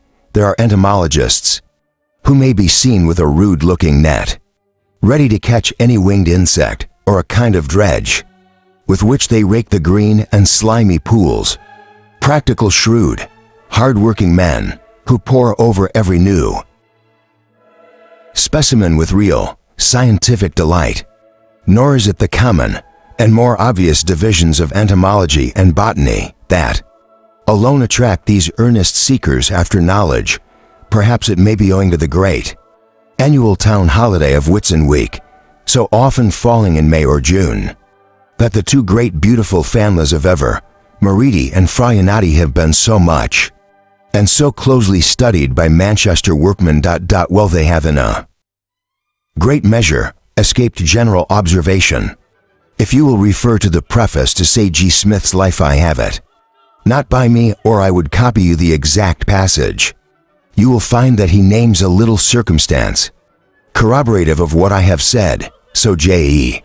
Smith, being on a visit to Roscoe of Liverpool, made some inquiries from him as to the habitat of a very rare plant, said to be found in certain places in Lancashire. Mr. Roscoe knew nothing of the plant, but stated that if anyone could give him the desired information, it would be a hand loom weaver in Manchester, whom he named. So J.E. Smith proceeded by coach to Manchester, and on arriving at that town, he inquired of the porter who was carrying his luggage if he could direct him to so-and-so. "Oh yes," replied the man, "it is a bit in my way." And on further investigation, it turned out that both the porter and his friend, the weaver, were skillful botanists and able to give C.J.E. Smith the very information which he wanted. Such other tastes and pursuits of some of the thoughtful, little understood working men of Manchester, and Margaret's grandfather was one of these. He was a little wiry-looking old man who moved with a jerking motion, as if his limbs were worked by a string, like a child's toy, with dun-colored hair lying thin and soft at the back and sides of his head. His forehead was so large, it seemed to overbalance the rest of his face, which had indeed lost its natural contour by the absence of all the teeth. The eyes absolutely gleamed with intelligence, so keen, so observant, you felt as if they were almost wizard-like. Indeed, the whole room looked not unlike a wizard's dwelling. Instead of pictures, were hung rude wooden frames of impaled insects. The little table was covered with cabalistic books, and a case of mysterious instruments lay beside, one of which Joe Blake was using when his granddaughter entered. On her appearance, he pushed his spectacles up so as to rest midway on his forehead, and gave Mary a short, kind welcome. But Margaret he caressed as a mother caresses her newborn, stroking her with tenderness, and almost altering his voice as he spoke to her. Mary looked round on the odd, strange things she had never seen at home, and which seemed to her to have a very uncanny look. "Is your grandfather a fortune teller?" whispered she to her new friend. "No," replied Margaret in the same voice, "but you're not the first as has taken him for such. He's only fond of such things as most folks know nothing about." "And do you know all about them too?" "I know a bit about some of the things grandfather's fond on, just because he's fond on them. I tried to learn about them." "What things are these?" said Mary, struck with a weird-looking creatures that sprawled around the room in their roughly made glass cases, but she was not prepared for the technical names, which Joe Black pattered down on her ear, on which they fell like hail on a skylight, and the strange language only bewildered her more than ever. Margaret saw the state of the case, and came to the rescue. "Look, Mary, at this horrid scorpion. It gave me such a fright. I'm all of a twitter yet when I think of it. Grandfather went to Liverpool one wits in a week to go strolling about the docks, and pick up what a good from the sailors ... who often bring some queer thing or another from the hot countries they go to, and so he sees a chap with a bottle in his hand, like a druggist's physic bottle ... and says, 'Grandfather, what have you gotten there?' So the sailor hold it up ... and grandfather knew it was a rare kind of scorpion, not common even in the East Indies where the man came from, and says he, 'How did you catch this fine fellow? But it wouldn't be taken for nothing.' I'm thinking, and the man said is out, when they were unloading the ship, it found him lying behind a bag of rice ... and he thought the cold had killed him, but he was not squashed nor injured a bit. He did not like to part with any of the spirit out of his grog to put the scorpion in, but slipped him into the bottle, knowing there were folks, and now it would give him something for him, so grandfather gives him a shilling." "2 shilling," interrupted Joe Blake, "and a good bargain it was." Well, grandfather came home as proud as Punch, and pulled the bottle out of his pocket. But you see, scorpion were doubled up, and grandfather thought I couldn't fairly see how big he was. So he shakes him out right before the fire, and a good warm one it was for. I was ironing, I remember. I left off ironing and stooped down over him to look at him better.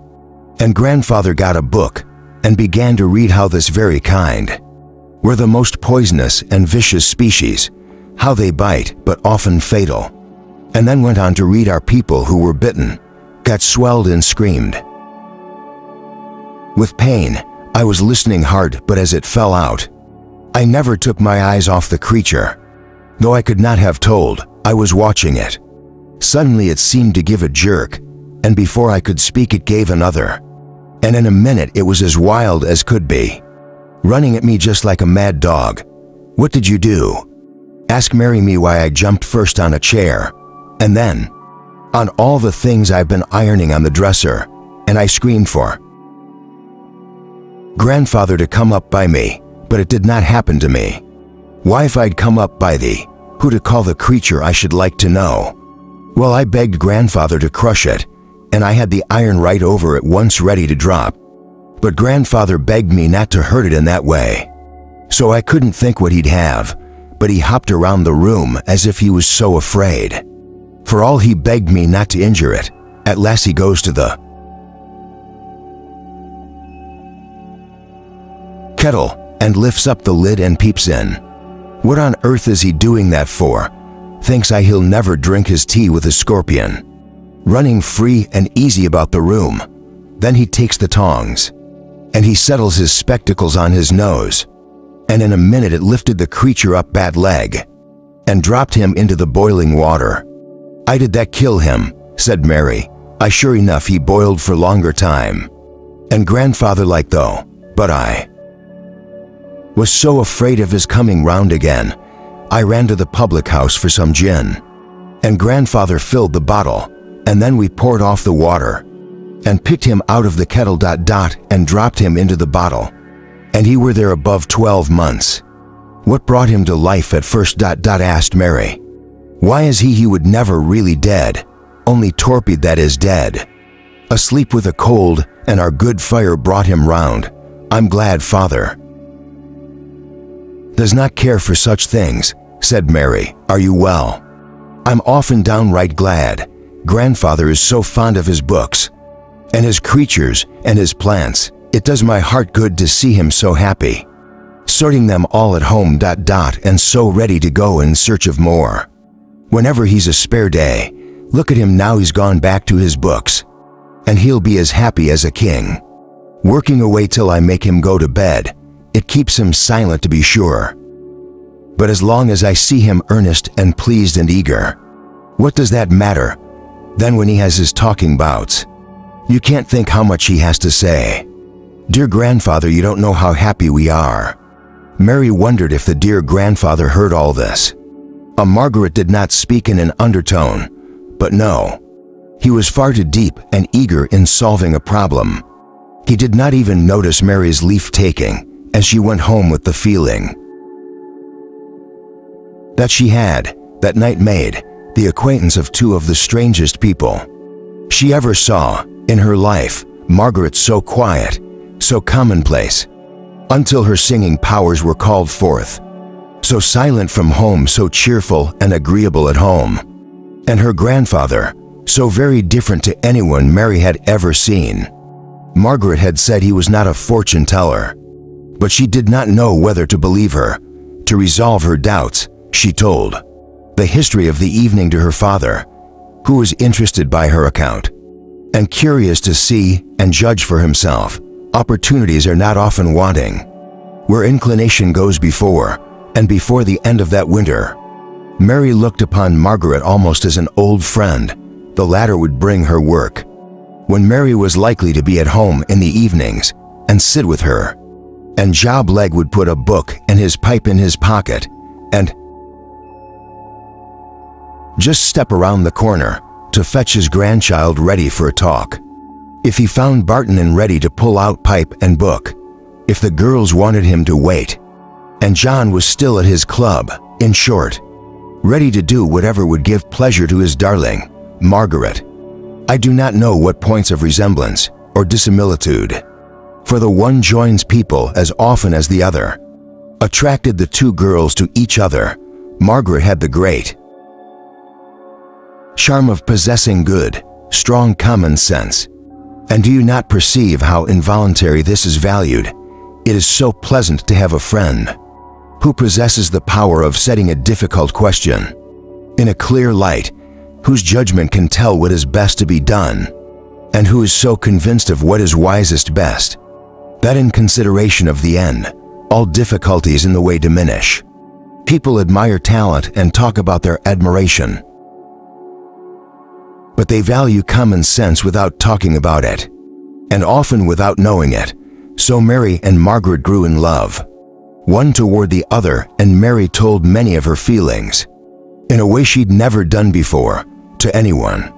Most of her foibles also were made known to Margaret, but not all. There was one cherished weakness, still concealed from everyone. It concerned a lover not beloved, but favored by a fancy, a gallant, handsome young man, but not beloved. Yet Mary hoped to meet him every day in her walks, blushed when she heard his name, and tried to think of him as her future husband, and above all, tried to think of herself as his future wife. Alas, poor Mary, bitter woe did thy weakness work thee. She had other lovers, one or two would gladly have kept her company, but she held herself too high, they said. Jim Wilson said nothing but loved on and on, ever more fondly. He hoped against hope he would not give up, for it seemed like giving up life, to give up thought of Mary. He did not dare to look to any end of all this. The present, so that he saw her, touch the hem of her garment, was enough. Surely in time such deep love would forget love. He would not relinquish hope, and yet her coldness of manner was enough to daunt any man, and it made Jem more despairing than he would acknowledge for a long time even to himself. But one evening he came round by Barton's house, a willing messenger for his father, and opening the door, saw Margaret sitting asleep before the fire. She had come in to speak to Mary, and worn out by a long working, watching night, she fell asleep in the genial warmth. An old-fashioned saying about a pair of gloves came into Jem's mind, and stepping gently up, he kissed Margaret with a friendly kiss. She awoke, and perfectly understanding the thing she said, "The shame of yourself, Jim. What would Mary say?" Lightly said, lightly answered. Should not but say practice makes perfect, and they both laughed. But the words Margaret had said wrinkled in Jem's mind. Would Mary care? Would she care, in the very least? They seemed to call for an answer by night and by day, and Jem felt that his heart told him Mary was quite indifferent to any action of his. Still he loved on and on ever more fondly. Mary's father was well aware of the nature of Jim Wilson's feelings for his daughter, but he took no notice of them to anyone, thinking Mary full young yet for the cares of married life, and unwilling to entertain the idea of parting with her at any time, however distant. But he welcomed Jim at his house, as he would have done his father's son, whatever were his motives for coming in now, and then admitted the thought that Mary might do worse when her time came than Mary. Jim Wilson, a steady workman at a good trade, a good son to his parents, and a fine, manly-spirited chap. At least when Mary was not by. But when she was present he watched her too closely, and too anxiously, to have much of what John Barton called spunk in him. It was towards the end of February in that year, and a bitter black frost had lasted for many weeks. The keen east wind had long since swept the streets clean, though on a gusty day the dust would rise like pounded ice, and make people's faces quite smart, with the cold force with which it blew against them. Houses, sky, people, and everything looked as if a gigantic brush had washed them all over with a dark shade of Indian ink. There was some reason for this grimy appearance on human beings, whatever there might be, for the damn looks of the landscape. For soft water had become an article not even to be purchased, and the poor washerwomen might be seen, vainly trying to procure a little by breaking the thick, gray ice that coated the ditches and ponds in the neighborhood.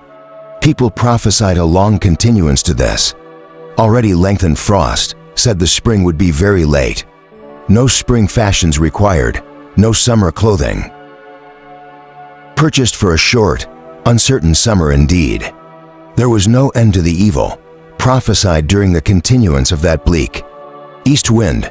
Mary hurried home one evening, just as daylight was fading from Miss Simmons, with her shawl held up to her mouth and her head bent, as if in deprecation of the meeting wind. So she did not perceive Margaret till she was close upon her. At the very turning into the court, "Bless me, Margaret, is that you? Where are you bound to?" "To nowhere but your own house, that is, if you'll take me in. Have a job of work to finish tonight morning. As must be in time for the funeral tomorrow. And grandfather's been out most hunting, and will not be home till late. Oh, how charming it'll be. I'll help you if you're backward. Have you much to do?" "Yes, I only got the order yesterday at noon." And the three girls beside the mother, and what with trying on and matching the stuff, for there was not enough in the beast they chose first. I'm above a bit behindhand, have the skirts all to make. I kept that work till candlelight ... and the sleeves to say nothing. A little bits to the bodice for the missus is very particular, and I could scarce keep from smiling.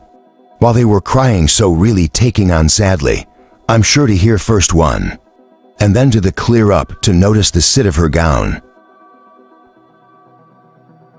They were to be misfits, I promise you, though they were in such trouble. Well, Margaret, you're right welcome, as you know, and I'll sit down and help you with pleasure, though I was tired enough of sewing tonight at Miss Simmons." By this time Mary had broken up the raking coal and lighted her candle, and Margaret settled herself to work on one side of the table, while her friend hurried over her tea at the other. The things were then lifted or massed to the dresser, and dusting her side of the table with the apron she always wore at home, Mary took up some breaths and began to run them together. "Who's it all for, but if you told me I've forgotten? Wife and Mrs. Ogden, who keeps the green grocery shop in Oxford Road. Her husband drank himself to death, and though she cried over him and his ways all the time he was alive, she's fretted sadly for him, now he's dead, as he left too much to go upon," asked Mary, examining the texture of the dress. "This is beautifully fine, soft bombacine. Know how much you fear this, but little. And the several young children besides the three Miss Ogdens, I should have thought girls like them would have made their own gowns," observed Mary. "So I dare say they do many at one, but now they seem also busy getting ready for the funeral, but it's to be quite a grand affair. Well, my 20 people to breakfast. As one of the little ones told me, the little things seem to like the fuss, and I do believe it comforted poor Mrs. Ogden to make all the piece of work. Such a smell of ham boiling and fowls roasting. While I waited in the kitchen, it seemed more like a wedding, not a funeral. They said she'd spend a matter of £60 on the burial." "I thought you said she was but badly off," said Mary. I know she's asked for credit at several places, saying her husband laid hands on every father he could get for drink, but undertakers urge your own. You see, and tell her this thing's usual, and that thing's only a common mark of respect, and that everybody has do the thing too. The poor woman is no will of her own, I dare say, to her art strikes. It always does when a person's gone, for many a word and many a slighting detail. Most stiff and cold, and she thinks to make up matters as it were. By grand funeral, though she, and all her children too, may have to pinch many a year to pay the expenses. If ever they pay them at all, this mourning too will cost a pretty penny," said Mary. "I often wonder why folks wear mourning. It's not pretty or becoming, and it costs a deal of money ... just when people can spare. At least, and if what the Bible tells us be true, We are. Not to be sorry when a friend who's been good goes to his rest. And as for a bad man, once glad enough to get shit on him, I cannot see what good comes out of wearing mourning. I'll tell you what I think the fancy was sent for. Old Alice calls everything sent for, and I believe she's right. It does do good, though not as much as it costs that. I do believe in setting people as is, cast down by sorrow, and feels themselves unable to settle to anything, but crying something to do. Why now? I told you how they were grieving, but perhaps he was a kind husband and father, in his thoughtless way when he wasn't in liquor. But they cheered up wonderful while I was there, and I asked them for more directions than usual, that they might have something to talk over and fix about, and I left them my fashion book, though it were 2 months old, just a purpose. I don't think everyone would grieve it that way. Old Alice wouldn't. Old Alice is 1 in 1,000, I doubt too. If she would fret much, however sorry she might be, she would say it was sent, and fall to trying to find out what good it were to do. Every sorrow in her mind is sent for good. Did I ever tell you, Mary, what she said one day, when she found me taking on about something? No, do tell me. What were you fighting about, first place? I can't tell you. Just now, perhaps sometime, when? Perhaps this very evening. If it rises in my heart, perhaps never. It's a fear that sometimes I can't abide to think about, and sometimes I don't lie to think on anything else. While I was fretting about this fear, and Alice comes in for something and finds me crying, I would not tell her no more than I would you, Mary. So she says, well, dear, you must mind this, when you're going to be fracked. And below, about anything, an anxious mind is never a holy mind. Oh, Mary, I have so often checked my grumbling. Since she said that, the weary sound of stitching was the only sound heard. For a little while, till Marian cried, to expect to get paid for this morning. Why, I do not much think I shall. I thought it over once or twice, and I mean to bring myself to think, a shunt, and to like to do it is my bit towards comforting them. I don't think they can pay yet. They're just the sort of food to have. Their mind's easier for wearing mourning. There's only one thing I dislike, making black for it does so hurt the eyes.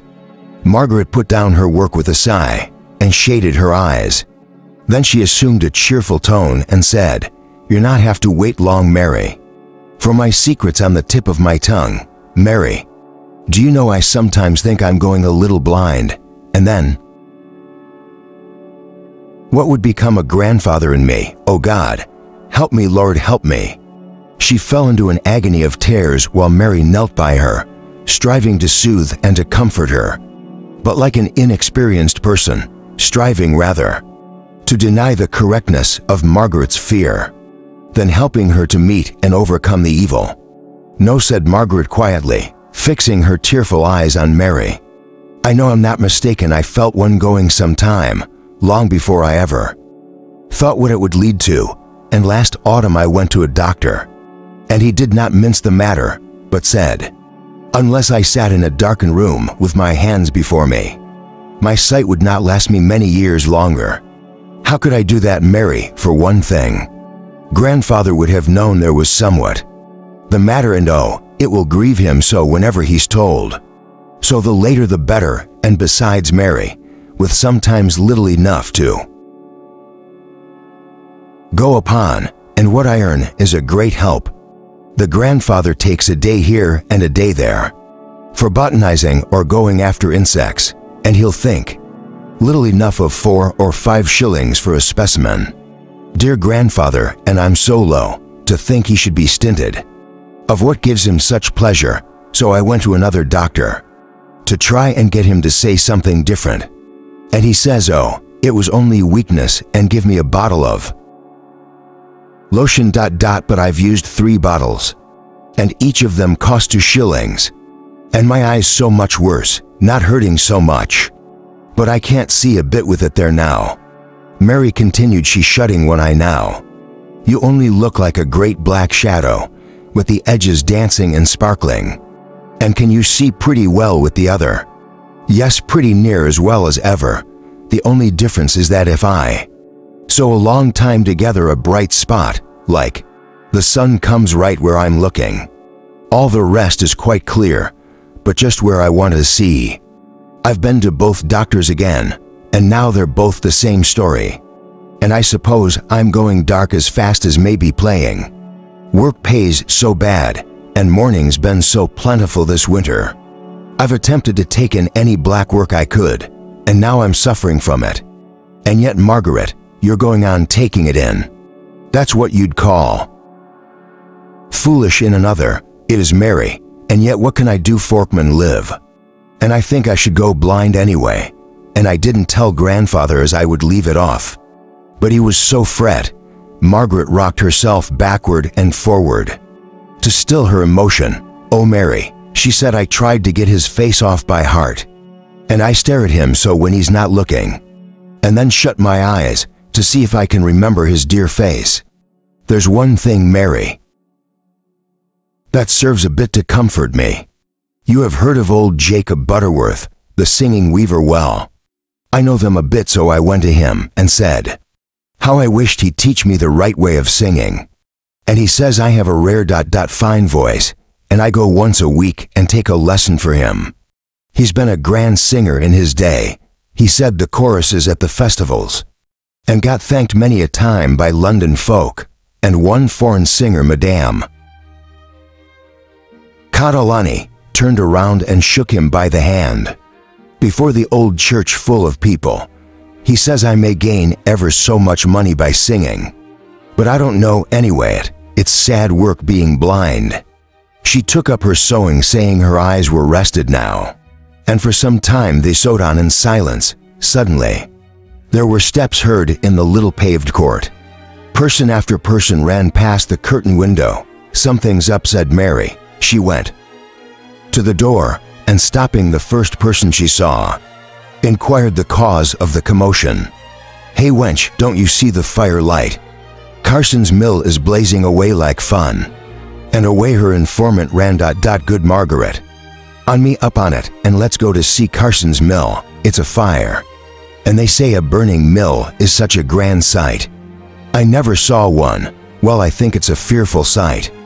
Besides of all this work to do. But Mary coaxed in her sweet manner and with her gentle caresses, promising to help with the gowns all night long. If necessary, they saying she should quite enjoy it. The truth was, Margaret's secret weighed heavily and painfully on her mind, and she felt her inability to comfort. Besides, she wanted to change the current of Margaret's thoughts. And in addition to these unselfish feelings, came the desire she had honestly expressed of seeing a factory on fire. So in 2 minutes they were ready. At the threshold of the house, they met John Barton, to whom they told their errand. Carson's mill either is a mill on fire somewhere. Sure enough, by the light, and it will be a rare blaze, for there's not a drop of water to be got, and much Carsons will care for their well insured. And the machines are all the old-fashioned kind. See, if they don't think it's a fine thing for themselves, do not thank them as dry as to put it out. He gave way for the impatient girls to pass, guided by the ruddy light, more than by any exact knowledge of the streets. That LED to the mill, they scampered along with bent heads, facing the terrible east wind as best they might. Carson's mill ran lengthways from east to west along it, when one of the oldest thoroughfares in Manchester. Indeed, all that part of the town was comparatively old. It was that the first cotton mills were built, and the crowded alleys and back streets of the neighborhood made a fire there particularly to be dreaded. The staircase of the mill ascended from the entrance to the western end, which faced into a wide, dingy-looking street, consisting principally of public houses, pawnbrokers' shops, rag and bone warehouses, and dirty provision shops. The other, the east end of the factory, fronted into a very narrow back street, not 20 feet wide and miserably lighted and paved. Right against this end of the factory, with a gable, ends of the last house in the principal street. A house which from its size, its handsome stone facings, and the attempted ornament in the front, had probably been once a gentleman's house, but now the light, which streamed from its enlarged front windows, made clear the interior of the splendidly fitted up room, with its painted walls, its pillared recesses, its gilded and gorgeous fittings up, its miserable squalid inmates. It was a gin palace. Mary almost wished herself away. So fearful, as Margaret had said, was the sight when they joined the crowd. Assembled to witness the fire, there was a murmur of many voices. Whenever the roaring of the flames ceased, for an instant, it was easy to perceive the mass were deeply interested. "What do they say?" asked Margaret of a neighbor in the crowd, as she caught a few words, clear and distinct from the general murmur. "Deliver as anyone in the mail," surely exclaimed Mary, as the sea of upward turned faces moved with one accord. To the eastern end, looking into Dunham Street, the narrow back lane already mentioned, the western end of the mill, with other raging flames, were driven by. The wind was crowned and turreted with triumphant fire. It sent forth its infernal tongues from every window hole, licking the black walls with amorous fierceness.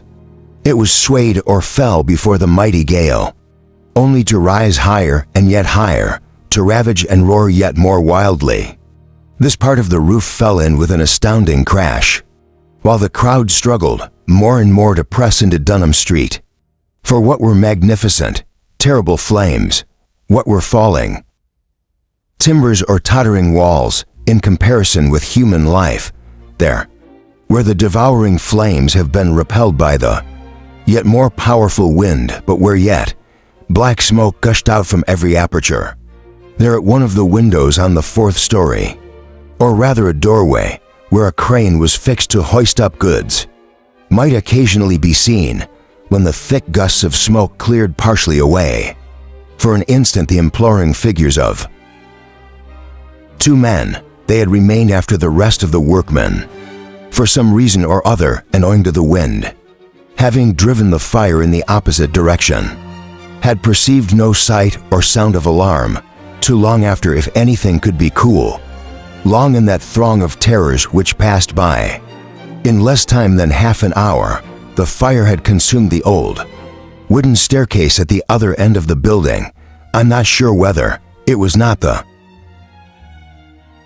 first sound of the Russian crowd below that made them fully aware of their awful position. "Where are the engines?" asked Margaret of her neighbor. "That comin', no doubt, but bless you, I think it's bad. 10 minutes since we first found out the fire. It rages so with this wind, and also dry like is. No one gone for a ladder," gasped Mary, as the man were perceptibly, though not audibly, praying the great multitude below for help. "Why, Wilson's son and another man were off like a shot, well now 5 minutes ago. But the masons and slaters and such lag have left their work and locked up the yards." Wilson then was that man, whose figure loomed out against the ever-increasing dull hot light behind whenever the smoke was clear. Was that George Wilson? Mary seconded with terror. She knew he worked for Carson's, but at first she had had no idea any lives were in danger, and since she was aware of this, the heated air, the roaring flames, the dizzy light, and the agitated and murmuring crowd had bewildered her thoughts. "So let us go home, Margaret. I cannot stay. We cannot go see how we're wedged in by folks." "Poor Mary, you won't. Handcuffed after a fire again. Hark, listen." But through the hushed crowd, pressing round the angle of the mill and filling up Dunham Street, might be heard the rattle of the engine, the heavy quick tread of loaded horses. "Thank God," said Margaret's neighbor. "The engines come." Another pause. The plugs were stiff and water could not be got.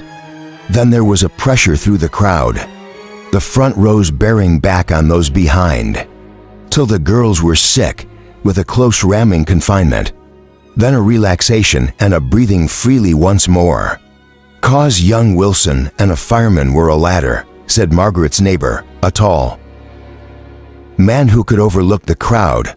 "Oh, tell us what you see," begged Mary.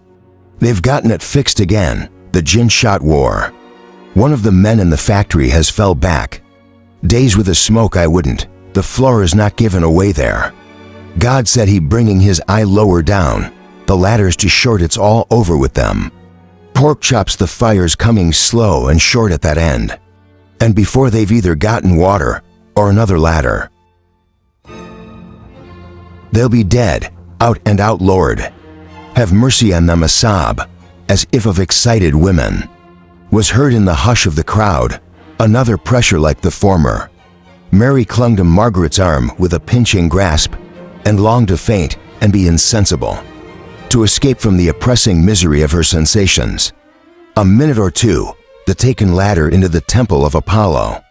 Can't press back with it to the yard it came, from a mighty shout arose a sound to wake the dead. Upon high quivering in the air was seen the end of the ladder protruding out of a garret window in the gable end of the gin palace, nearly opposite to the doorway where the man had been seen. Those in the crowd nearest the factory, and consequently best able to see up to the garret window, said that several men were holding one end and guiding by their weight its passage to the doorway. The garret window frame had been taken out before the crowd below were aware of the attempt. At length, for it seemed long, measured by beating hearts, though scarce 2 minutes had elapsed, the ladder was fixed an aerial bridge at a dizzy height.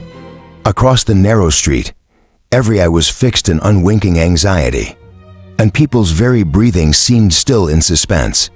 The men were nowhere to be seen, but the wind appeared for the moment higher than ever and drove back the invading flames.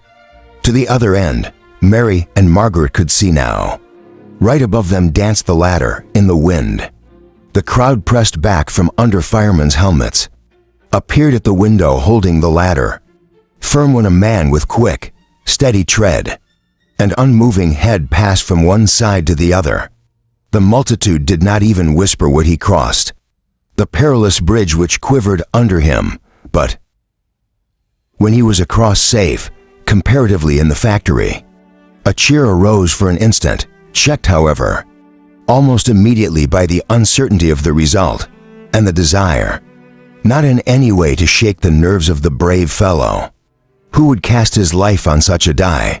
There he is again, sprung to the lips of many, as they saw him at the doorway, standing as if for an instant to breathe a mouthful of the fresh air before he trusted himself to cross. On his shoulders he bore an insensible body. "It's Jim Wilson and his father," whispered Margaret, but Mary knew it before. The people were sick with anxious terror. He could no longer balance himself with his arms. Everything must depend on nerve and eye, they saw. The ladder was fixed by the position of the head, which never wavered. The ladder shook under the double weight, but still he never moved his head. He dared not look below. It seemed an age before the crossing was accomplished. At last the window was gained, the bearer relieved from his burden. Both had disappeared. Then the multitude might shout, and above the roaring flames, louder than the blowing of the mighty wind, arose that tremendous burst of applause at the success of the daring enterprise. Then a shrill cry was heard asking, "Is the old man alive and likely to do?" "Aye," answered one of the firemen to the hushed crowd below. "It's coming round finally now. Is that a dash of cold water?" He drew back his head, and the eager inquiries, the shouts, the sea-like murmurs of the moving, rolling mass began again to be heard. But for an instant, though, in far less time than even that, in which I have endeavored briefly to describe the pause of events, the same bold hero stepped again upon the ladder, with evident purpose to rescue the man. Yet remaining in the burning mill, he went across in the same quick, steady manner as before, and the people below, made less acutely anxious by his previous success, were talking to each other, shouting out intelligence of the progress of the fire. At the other end of the factory, telling of the endeavors of a fireman at that part to obtain water while the closely packed body of men heaved and rolled from side to side. It was different from the former silent, breathless hush. I do not know if it were from this cause, or from the recollection of peril past, or that he looked below in the breathing moment, before returning with the remaining person. A slight little man slang across his shoulders, but Jim Wilson's step was less steady, his tread more uncertain. He seemed to feel with his foot for the next round of the ladder, to waver and finally to stop halfway. By this time the crowd was still enough. In the awful instant that intervened, no one does speak even to encourage. Many turned sick with terror and shut their eyes to avoid seeing the catastrophe they dreaded. It came. The brave man swayed from side to side, at first as slightly as if only balancing himself, but he was evidently losing nerve and even sense. It was only wonderful how the animal instinct of self-preservation did not overcome every generous feeling and impel him at once to drop the helpless, inanimate body he carried. Perhaps the same instinct told him that the sudden loss of so heavier weight would have itself be a great and imminent danger. "Help me, she's fainted," cried Margaret, but no one heeded. All eyes were directed upwards. At this point of time, a rope with a running noose was dexterously thrown by one of the firemen, after the manner of a lasso, over the head and round the bodies of the two men.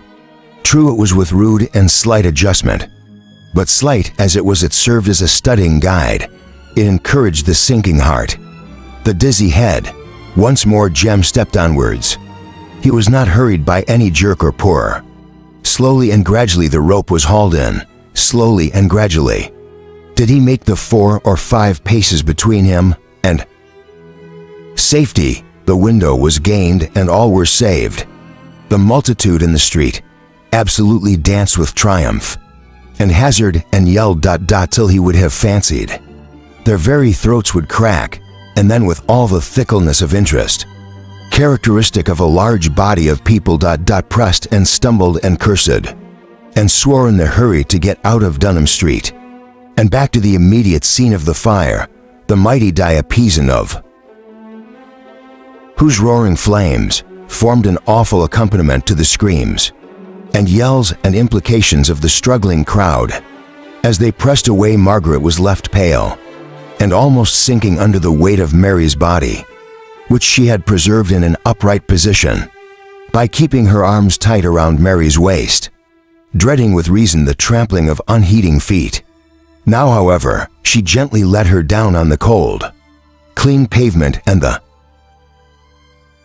change of posture and the difference in temperature, now that the people had withdrawn from their close neighborhood, speedily restored her to consciousness.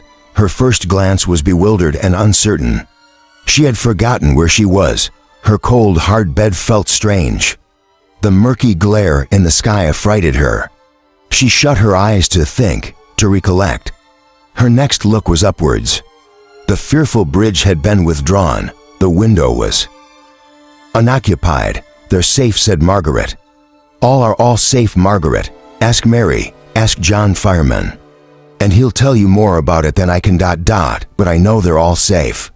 The fireman hastily corroborated Margaret's words. "Why did you let Jim Wilson go twice?" asked Margaret. "Let why we could not enter in. As soon as every dirty father speak," which he was no longer doing, Jim would off like a shot, only saying he knowed better, not us, where to find the man.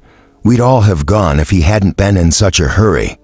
For no one can say as Manchester fireman is, ever backward when there's danger. So saying, he ran off, and the two girls, without remark or discussion, turned homewards. They were overtaken by the elder Wilson, pale, grimy and blue-eyed, but apparently as strong and well as ever. He loitered a minute or two alongside of them, giving an account of his attention in the mill. He then hastily wished good night, saying he must go home and tell his missus he was all safe and well. But after he had gone a few steps, he turned back, came on Mary's side of the pavement, and in an earnest whisper, which Margaret could not avoid hearing, he said, "Mary, if my boy comes across you tonight, give him a kind word or two for my sake. Do bless you, there's a good wench." Mary hung her head and answered, "Not a word," and in an instant he was gone. When they arrived at home, they found John Barton smoking his pipe, unwilling to question, yet very willing to hear all the details they could give him. Margaret went over the whole story, and it was amusing to watch his gradually increasing interest and excitement. First, the regular puffing abated, then ceased. Then, the pipe was fairly taken out of his mouth and held suspended. Then he rose, and at every further point, he came a step nearer to the narrator.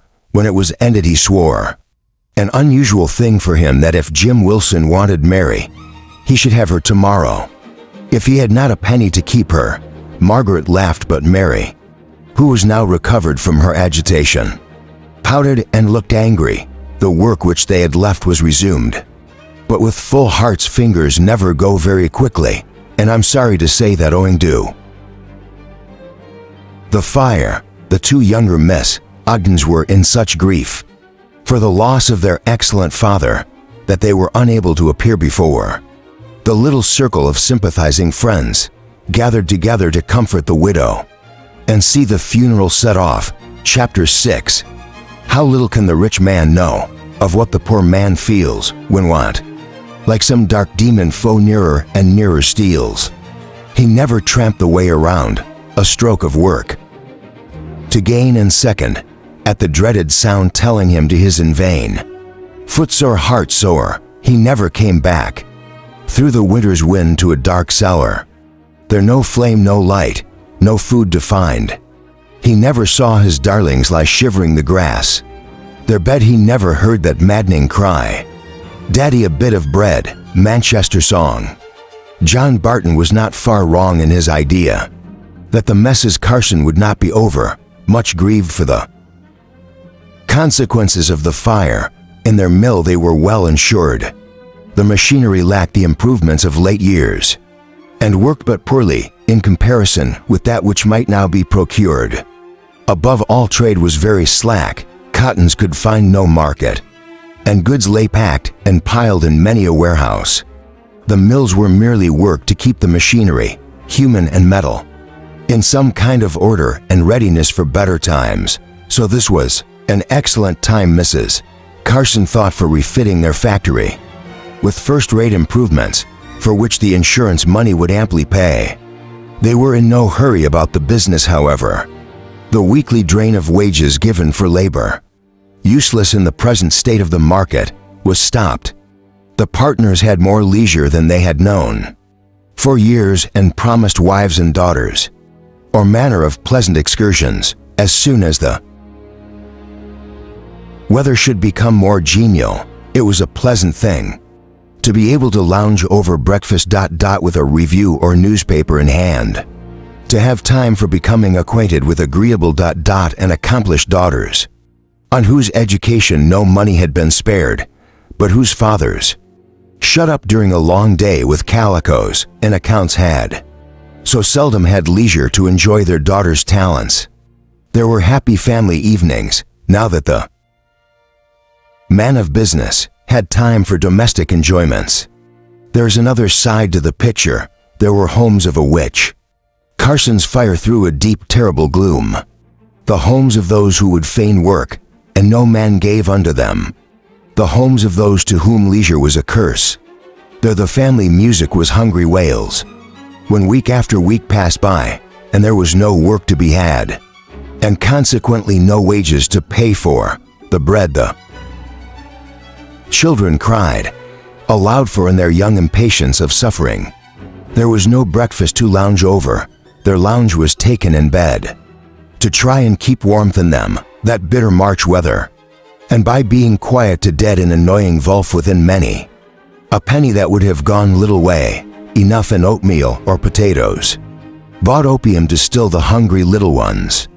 and make them forget their uneasiness in heavy troubled sleep. It was Mother's mercy. The evil and the good of our nature came out strongly then. They were desperate fathers, they were bitter-tongued mothers. Oh God, what wonder, they were reckless children. The very closest bonds of nature were snapped. In that time of trial and distress, there was faith, such as the rich can never imagine on earth. There was love strong as death, and self-denial among rude coarse men, akin to that of Sir Philip Sidney's most glorious deed. The vices of the poor sometimes astound us here, but when the secrets of all hearts should be made known, their virtues will astound us in far greater degree. Of this I am certain, as a cold bleak spring came on. Spring and name alone, and consequently, as trade continued dead, other mills shortened hours, turned off hands, and finally stopped work altogether. Barton worked short hours, Wilson, of course, being a hand in Carson's factory, had no work at all, but his son, working at an engineer's and a steady man, obtained wages enough to maintain all the family in a careful way. Still, it preyed on Wilson's mind to be so long indebted to his son. He was out of spirits and depressed. Barton was morose and sour towards mankind as a body, and the rich in particular. One evening, when a clear light at 6 o'clock contrasted strangely with a Christmas cold. And when the bitter wind piped down every entry and through every cranny, Barton sat brooding over his stinted fire and listening for Mary's step in unacknowledged trust that her presence would cheer him. The door was opened and Wilson came breathless in. "You've not got a bit of money by a Barton? Asked P. "Not I. As now I'd like to know, what do you want it for?" "I do not want it for myself. Though I known despair, but don't you know Ben Davenport has worked at Carson's? He's down with fever, and there a stick of fire, nor a cold potato in the house, and got no money, I tell you." Sawed Barton. Wilson looked disappointed. Barton tried not to be interested, but he could not help it in spite of his gruffness. He rose and went to the cupboard, his wife's pride long ago. There lay the remains of his dinner, hastily put there ready for supper, bread and a slice of cold fat boiled bacon. He wrapped them in his handkerchief, put them in the crown of his hat, and said, "Come, let's be going." Going? Are they going to work this time of day? No, stupid to be sure, not going to see the fellow that spoke on. So they put on their hats and set out on the way.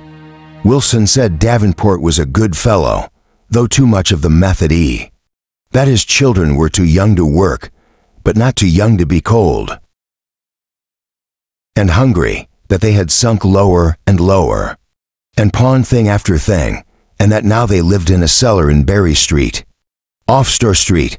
Barton growled inarticulate words of no benevolent import to a large class of mankind, and so they went along till they arrived in Berry Street.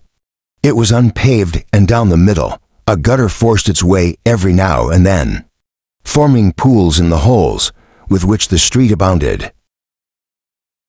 Never was the old Edinburgh cry of guard a low more necessary than in this street, as they passed women from their doors, tossed household slopes of every description. Into the gutter they ran, into the next pool, which overflowed and stagnated, heaps of ashes, with the stepping stones on which the passer-by, who cared in the least for cleanliness, took care not to put his foot. Our friends were not dainty, but even they picked their way till they got to some steps leading down into a small area, where a person standing would have his head about 1 foot below the level of the street, and might at the same time, without the least motion of his body, touch the window of the cellar and the damp, muddy wall right opposite. He went down 1 step even from the foul area, into the cellar in which a family of human beings lived. It was very dark inside the window. Panes were, many of them broken and stuffed with rags, which was reason enough for the dusky light that pervaded the place even at midday. After the account I have given, at the state of the street, No one can be surprised that I'm going into the cellar. Inhabited by Davenport, the smell was so fetid as almost to knock the two men down, quickly recovering themselves. As those inured to such things do, they began to penetrate the thick darkness of the place, and to see 3 or 4 little children rolling on the damp, in a wet brick floor through which the stagnant, filthy moisture of the street oozed up. The fireplace was empty and black. The wife sat on her husband's chair and cried in the dank loneliness. See, missus, I'm back again. Hold your noise, children, and don't mither your mommy for bread ears. A chappers has got some for you in that dim light which was darkness to strangers. They clustered round Barton and tore from him the food he had brought with him. It was a large hunch of bread, but it had vanished in an instant. Women do somewhat for them, said here to Wilson. You stop here and I'll be back in half an hour. So he strode and ran and hurried home. He emptied into the ever-useful pocket handkerchief the little meal remaining in the mug. Mary would have her tea at Miss Simmons. Her food for the day was safe. That he went upstairs for his better coat and his one gay red and yellow silk pocket handkerchief. His jewels, his plate, his valuables, these were. He went to the pawn shop. He pawned them for 5 shillings. He stopped not nor stayed till he was once more in London Road, within 5 minutes' walk of Berry Street. Then he loitered in his gate. In order to discover the shops he wanted, he bought meat and a loaf of bread, candles, chips, and from a little retail yard he purchased a couple of hundredweights of coals. Some money yet remained, all destined for them, but he did not yet know how best to spend it. Food, light, and warmth he had instantly seen when necessary for luxuries. He would wait. Wilson's eyes filled with tears when he saw Barton enter with his purchases. He understood it all and longed to be once more in work, that he might help in some of these material ways, without feeling that he was using his son's money. But those silver and gold, he had none. He gave heart. Service and love works are far more value, nor was John Barton behind in these. The fever was, as it usually is in Manchester, of a low putrid typhoid kind, brought on by miserable living, filthy neighborhood, and great depression of mind and body. It is virulent, malignant, and highly infectious, but the poor are fatalists with regard to infection, and well for the Mediso, for in their crowded dwellings no invalid can be isolated. Wilson asked Barton if he thought he should catch it, and was laughed at for his idea. The 2 men, rough, tender nurses as they were, lighted the fire, which smoked and puffed into the room, as if it did not know the way, up the damp unused chimney. The very smoke seemed purifying and healthy. In the thick, clammy air, the children clamored again for bread. But this time Barton took a piece first to the poor, helpless, hopeless woman who still sat by the side of her husband, listening to his anxious, miserable mutterings. She took the bread when it was put into her hand, and broke a bit, but could not eat. She was past hunger. She fell down on the floor with a heavy, unresisting bang. The man looked puzzled. She's well, my Clem, said Barton. Folk do say one mustn't give Clem people much to eat, but bless us, she eat not. I'll tell you what I'll do, said Wilson. I'll take these 2 big lads as does not, but fight home to my missus for tonight, and I will get a jug of tea then. Women always does best with tea and such like slop. So Barton was now left alone with a little child, crying when it had done eating for mommy, with a fainting dead like woman, and with a sick man, whose mutterings were rising up to screams and shrieks of agonized anxiety. He carried the woman to the fire and shaved her hands. He looked around for something to raise her head. There was literally nothing but some loose bricks. However, those he got, and taking off his coat, he covered them with it as well as he could. He pulled her feet to the fire, which now began to emit some faint heat. He looked round for water. But the poor woman had been too weak to drag herself out to the distant pump and water. There was none. He snatched the child and ran up the area steps to the room above and borrowed their only saucepan with some water in it. Then he began with the useful skill of a working man to make some gruel, and when it was hastily made, he seized a battered iron tablespoon, kept when many other little things have been sold in a lot, in order to feed baby, and with it he forced 1 or 2 drops between her clenched teeth. The mouth opened mechanically to receive more, and gradually she revived. She sat up and looked round, and recollecting all, fell down again in weak and passive despair. A little child crawled to her and wiped with its fingers the thick coming tears, which she now had strength to weep. It was now high time to attend to the man. He lay on straw so damp and moldy, no dog would have chosen it in preference to flags. Over it was a piece of sacking, coming next to his worn skeleton of a body. Above him was mastered every article of clothing that could be spared by mother or children this bitter weather, and in addition to his own. These might have given as much warmth as 1 blanket, could they have been kept on him, but as he restlessly tossed to and fro, they fell off and left him shivering in spite of the burning heat of his skin. Every now and then he started up in his naked madness, looking like the prophet of woe in the fearful plague picture. But he soon fell again in exhaustion, and Barton found he must be closely watched, lest in these falls he should injure himself against the hard brick floor. He was thankful when Wilson reappeared, carrying in both hands a jug of steaming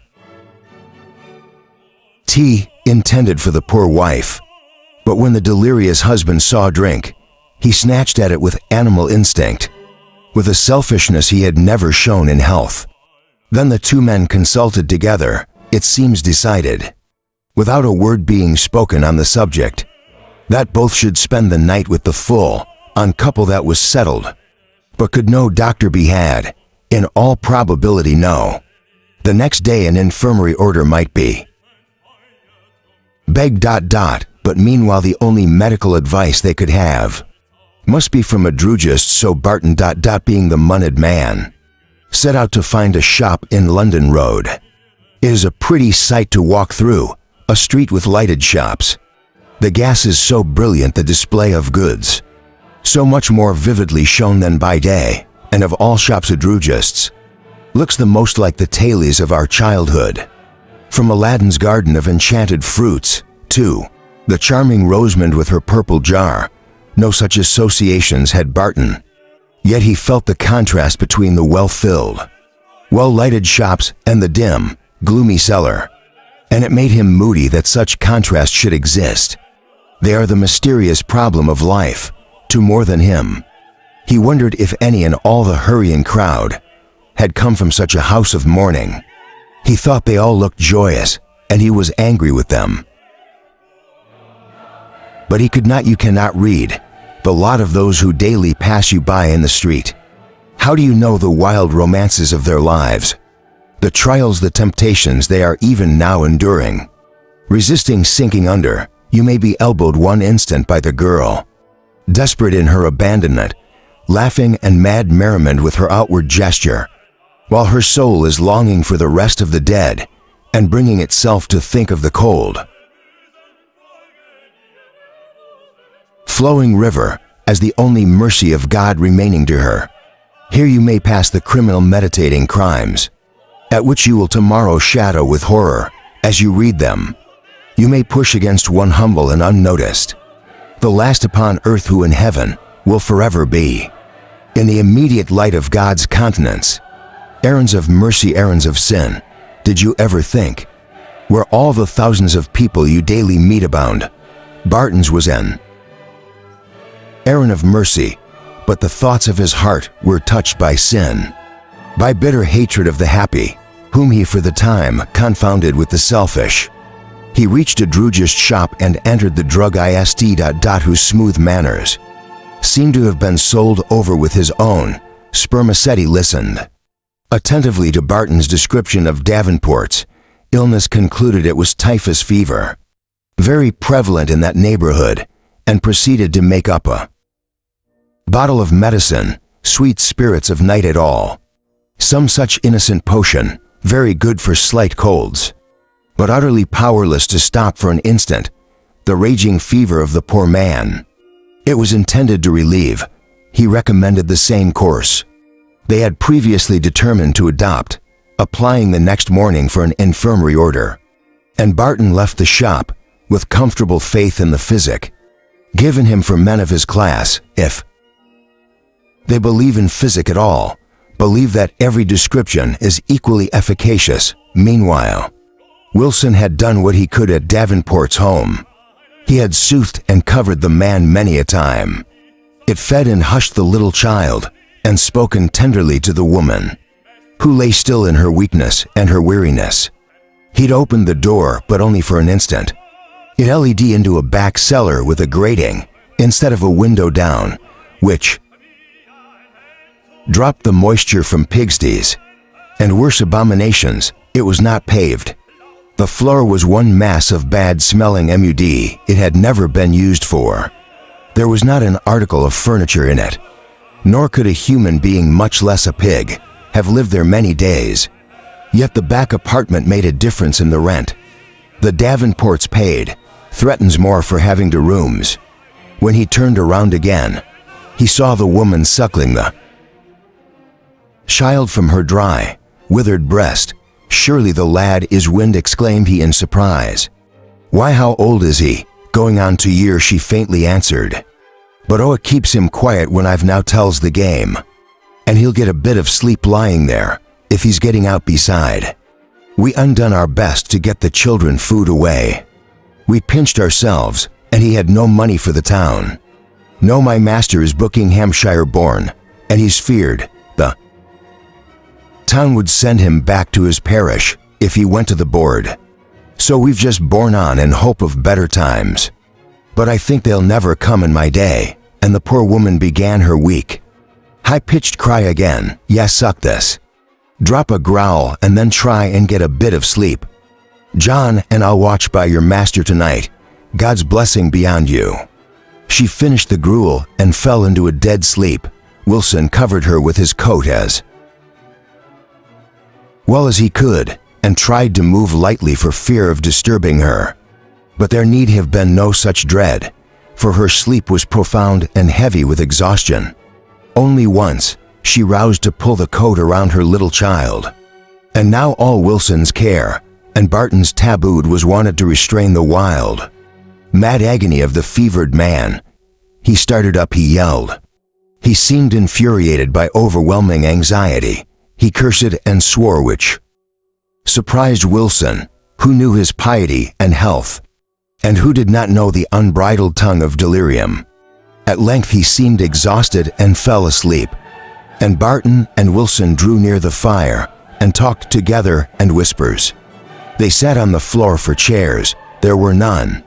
The sole table was an old tub turned upside down. They put out the candle and conversed by the flickering firelight. "And you know on this chap long?" asked Barton. "I don't know. 3 years work with Carson's that long, and would always a steady, civil-spoken fellow, though as I said before somewhat of a method. I wish I'd gotten a letter he sent his missus a week or 2 ago when he were on Trump for work. It did my heart good to read it, for you see, I would have been grumbling myself.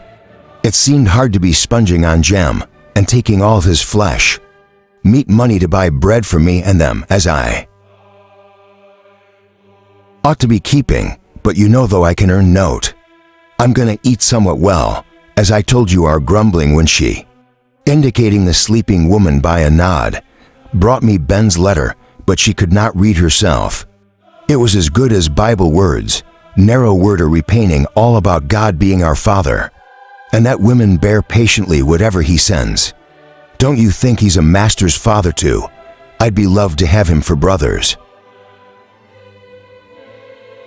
"Hey John, don't talk so sure.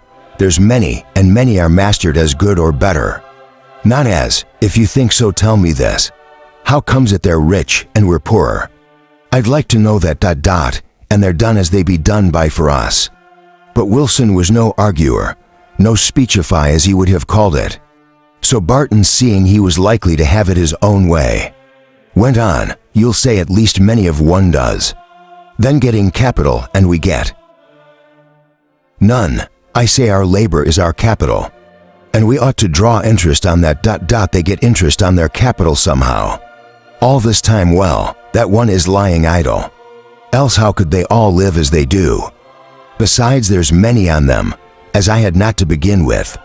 There's Carsons and Duncombe's and Mingy's, and many another, has come into Manchester with clothes to their back.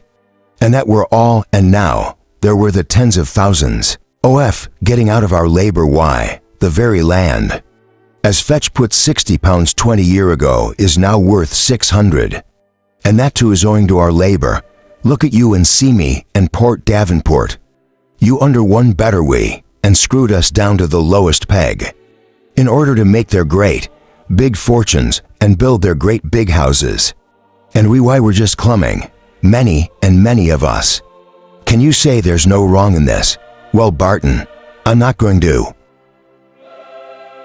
say it, but Mr. Carson spoke to me after the fire, and says he, I shall after a trench, and be very careful in my expenditure during these bad times, I assure you. So you see masters suffer too. And they ever seen a child of and die for want of food? Fast Button in a low deep voice. I do not mean continuity to say, as I'm so badly off, I've scored to speak for myself. But when I see such men as Davenport, they're dying away for very clumming, I cannot stand it. I've forgotten Mary, and she keeps herself pretty much. I think we'll have to give up housekeeping, but that I do not mind. And in this kind of talk the night, the long, heavy night of watching wore away as far as they could. Judge Davenport continued in the same state. Although the symptoms varied occasionally, the wife slept on, only roused by a cry of her child now and then, which seemed to have power over her when far louder noise is failed to disturb her. The watchers agreed that as soon as it was likely, Mr. Carson would be up and visible, Wilson should go to his house and beg for an infirmary order. At length, the gray dawn penetrated even into the dark cellar. Davenport slept, and Barton was to remain there until Wilson's return. So stepping out into the fresh air, brisk and reviving even in that street of abominations, Wilson took his way to Mr. Carson's. Wilson had about 2 miles to walk before he reached Mr. Carson's house, which was almost in the country. The streets were not yet bustling and busy. The shopmen were lazily taking down the shutters. Although it was near 8 o'clock for the day, was long enough for the purchases people made. In that quarter of the town, while trade was so flat, 1 or 2 miserable-looking women were setting off on their days, begging expedition, but there were few people abroad. Mr. Carson's was a good house, and furnished with disregard to expense. But in addition to lavish expenditure, there was much taste shown, and many articles chosen for their beauty and elegance adorned his rooms. As Wilson passed a window, which a housemaid had thrown open, he saw pictures and gilding, at which he was tempted to stop and look, but then he thought it would not be respectful, so he hastened on to the kitchen door. The servant seemed very busy with preparations for breakfast, but good-naturedly though hastily told him to step in, and they could soon let Mr. Carson know he was there. So he was ushered into a kitchen, hung around with the glittering tins, where a roaring fire burnt merrily, and where numbers of utensils hung around. At his nature and use, Wilson amused himself by guessing. Meanwhile, the servants bustled to and fro. An outdoor man-servant came in for orders, and sat down near Wilson. The cook broiled steaks, and the kitchen maid toasted bread and boiled eggs. The coffee steamed upon the fire, and altogether the odors were so mixed and appetizing that Wilson began to yearn for food to break his fast, which had lasted since dinner the day before. If the servants had known this, they would have willingly given him meat. and bread, in abundance, but they were like the rest of us, and not feeling hunger themselves, forgot it was possible another might. So Wilson's craving turned to sickness, while they chattered on making the kitchens free, and keen remarks upon the parlor. How late you were last night, Thomas. Yes, I was right. Weary of waiting, they told me to be at the rooms by 12. And there I was, but it was 2 o'clock before they called me. Did you wait all that time in the street? Asked the housemaid, who had done her work for the present and come into the kitchen for a bit of gossip. My eye is like, you don't think I'm such a fool as to catch my death of cold ... and let the horses catch their death too, as we should have done if we'd stopped there. No, I put horses up in stables at Spread Eagle and went myself and got a glass or two. Backfire the drive in a good custom, then my coachman there. We're 5 on us ... and with many a quarter ale and gin. Wit to keep out gold. Miss Thomas, you get it drunk at last. If I do, I know whose blame it will be. It will be Mrs. and not mine, flesh and blood. Can't sit to be starved to death on a coach box, waiting for folks who don't know their own mind. A servant, semi-upper housemaid, semi-lady's maid, now came down with orders from her mistress. Thomas, you must write at fishmongers and say, Mrs. can't give above ½ crown. A pound for someone for Tuesday. She's grumbling because trade's so bad. And she want the cartage at 3 to go to the lecture. Thomas, at the royal execution, you know. I know. And you better all of you mind your P's and Q's. For she's very black this morning. She's got a bad headache. It's a pity Miss Jenkins is not here to match her. Lord, how she and Mrs. did cuddle, which had got the worst headaches. It was that Miss Jenkins' love, for she would not give up having bad headaches, and Mrs. could not abad anyone to have them but herself. Mrs. will have a breakfast upstairs ... cook and a cold partridge as was left yesterday, and put plenty of cream in a coffee, and she thinks there's a roll left, and she would like it well buttered. So saying, the maid left the kitchen to be ready to attend to the young lady's bell when they chose to ring after their late assembly the night before, in the luxurious library ... at the well-spread breakfast table set. The two Mr. Carson's father and son, both were reading, the father a newspaper, the son a review, while they lazily enjoyed their nicely prepared food. The father was a prepossessing-looking old man, perhaps self-indulgent, you might guess. The son was strikingly handsome and knew it. His dress was neat and well appointed, and his manners far more gentlemanly than his father's. He was the only son, and his sisters and his parents were proud of him. He could not set up his judgment against theirs. He was proud of himself. The door opened and inbounded Amy, the sweet youngest daughter of the house, a lovely girl of 16, fresh and glowing and bright as a rosebud. She was too young to go to assemblies, at which her father rejoiced, for he had little Amy with her pretty jokes, and her bird-like songs, and her playful caresses, all the evening to amuse him and his loneliness. And she was not too much tired like Sophie and Helen to give him her sweet company. At breakfast the next morning, he submitted willingly, while she blinded him with her hands, and kissed his rough red face all over. She took his newspaper away, after a little pretended resistance, and would not allow her brother, Harry, to go on with his review. I'm the only lady this morning, Papa, so you know you must make a great deal of me. My darling, I think you have your own way always, whether you're the only lady or not. Yes, Papa, you're pretty good and obedient. I must say that, but I'm sorry to say, Harry is very naughty and does not do what I tell him. Do you, Harry? I'm sure I don't know what you mean to accuse me of Amy. I expected praise and not blame, but did not I get you that old Portugal from town, that you could not meet with a huge, you little ungrateful puss, did you? Oh, sweet Harry, you're the sweetest old Portugal yourself. You're almost as good as Papa, but still, you know, you did go and forget to ask Biglawn for that rose, that new rose they say he's got. No, Amy, I did not forget I asked him. And he's got the rose songs reproche, but do you know, little miss? Extravagance, a very small one, is half a guinea. Oh, I don't mind. Papa will give it me, won't you? Dear father, he knows his little daughter can't live without flowers. And since Mr. Carson tried to refuse his darling, but she coaxed him into acquiescence, saying she must have it, it was one of her necessaries. Life was not worth having without flowers. Then Amy said her brother, try and be content with peonies and dandelions, oh you. Wretch, I don't call them flowers. Besides, you're every bit as extravagant. Who gave half a crown for a bunch of lila of a valley ... at Yates a month ago, and then would not let his poor little sister have them, though she went on her knees to beg them? Answer me that, master, how?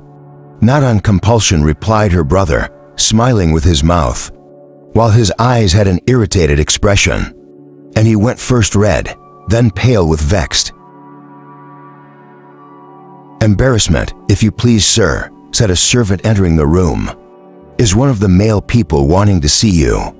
His name is Wilson, he says. I'll come to him directly. Stay, tell him to come in here. Amy danced off into the conservatory, which opened out of the room before the gaunt, pale, unwashed, unshaven weaver was ushered in. There he stood at the door, sleeking his hair with old country habit, and every now and then stealing a glance round at the splendor of the apartment. Well, Wilson, and what do you want today, man? Please, sir, Davenport's ill of the fever, and I'm come to know if you've got an infirmary. Order for him. Davenport. Davenport, who is the fellow? I don't know the name. He's worked in your factory better than 3 years, sir. Very likely. I don't pretend ... to know the names of the men I employ. That I leave to the overlooker ... so is I say is very bad. We want to get him in at the fever wards. I doubt if I have an impatience order to spare, that always wanted for accidents. You know, but I'll give you an outpatience and welcome. So saying, he rose up, unlocked a drawer, pondered a minute, and then gave Wilson an outpatience order to be presented the following Monday. Monday, how many days there were before Monday? Meanwhile, the younger Mr. Carson had ended his review and began to listen to what was going on. He finished his breakfast, got up and pulled 5 shillings out of his pocket, which he gave to Wilson as he passed him. For the poor fellow, he went past quickly and, calling for his horse, mounted gaily and rode away. He was anxious to be in time to have a look and a smile from lovely Mary Barton as she went to Miss Simmons. But today he was to be disappointed. Wilson left the house, not knowing whether to be pleased or grieved. It was long to Monday, but they had all spoken kindly to him, and who could tell if they might not remember this and do something before Monday ... Besides, the cook, who, when she had had time to think after breakfast, was sent and had noticed his paleness, had meat and bread ready to put in his hand when he came out of the parlor, and a full stomach makes every one of us more hopeful. When he reached Berry Street, he had persuaded himself he bore good news, and felt almost elated in his heart. But it fell when he opened the cellar door and saw Barton and the wife, both bending over the sick man's couch with awestruck, saddened look. Come here, said Barton. There's a change come to over him. Senior left, is there not? Wilson looked. The flesh was sunk, the features prominent, bony and rigid, the fearful clay color of death was over all, but the eyes were open and sensible, though the films of the grave were settling upon them. Awakened for his sleep as you left him in, and began to mutter and mourn, but he soon went off again, and we never knew he would awake till he called his wife. But now she's here. He's got a lot to say to her, most probably, as they all felt. He could not speak, for his strength was fast ebbing. They stood round him still and silent. Even the wife checked her sobs, though her heart was like to break. She held her child to her breast to try and keep him quiet, Their eyes were all fixed on the yet living one, whose moments of life were passing so rapidly away. At length he brought with jerking, convulsive effort his two hands into the attitude of prayer. They saw his lips move and bent to catch the words, which came in gasps and not in tones. "O Lord God, I thank thee that the hard struggle of living is over, O Ben." Ben wails forth his wife, "Have you no thought for me?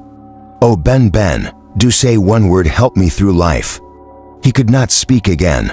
The trump of the archangel would set his tongue free, but not a word more would it utter till then. Yet he heard, he understood, and those sight failed. He moved his hand gropingly over the covering. They knew what he meant and guided it to her. Head, bowed and hidden in her hands, when she had sunk in her woe. It rested there with a feeble pressure of endearment. The face grew beautiful as the soul neared God. A peace beyond understanding came over it. The hand was a heavy, stiff weight on the wife's head. No more grief or sorrow for him. They reverently laid out the corpse, Wilson fetching his only spare shirt to arrayed in. The wife still lay hidden in the clothes, in a stoop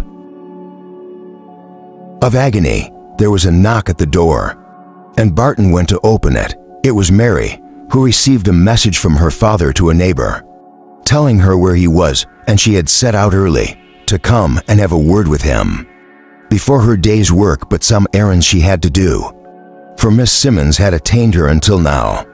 "Come and wench," said her further, "try a falcon's comfort young poor woman kneeling down there, God help her."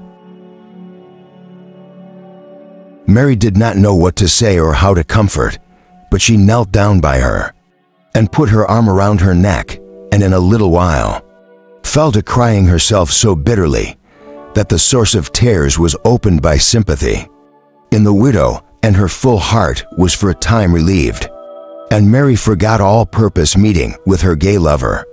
Harry Carson forgot Miss Simmons' errands and her anger in the anxious desire to comfort the poor, lone woman. Never had her sweet face looked more angelic. Never had her gentle voice seemed so musical as when she murmured her broken sentences of comfort. "Oh, don't cry so, dear Mrs. Davenport, pray. Don't take on so sure he's gone, where he'll never know care again. Yes, I know how lonesome he must feel, but think of your children, or we'll all help to earn food for him. Think how sorry he'd be if he sees you fretting, so don't cry so. Please don't." And she ended by crying herself as passionately as the poor widow. It was agreed that the town must bury him. He had paid to a burial club as long as he could, but by a few weeks' omission, he had forfeited his claim to a sum of money. Now would Mrs. Davenport and the little child go home with Mary?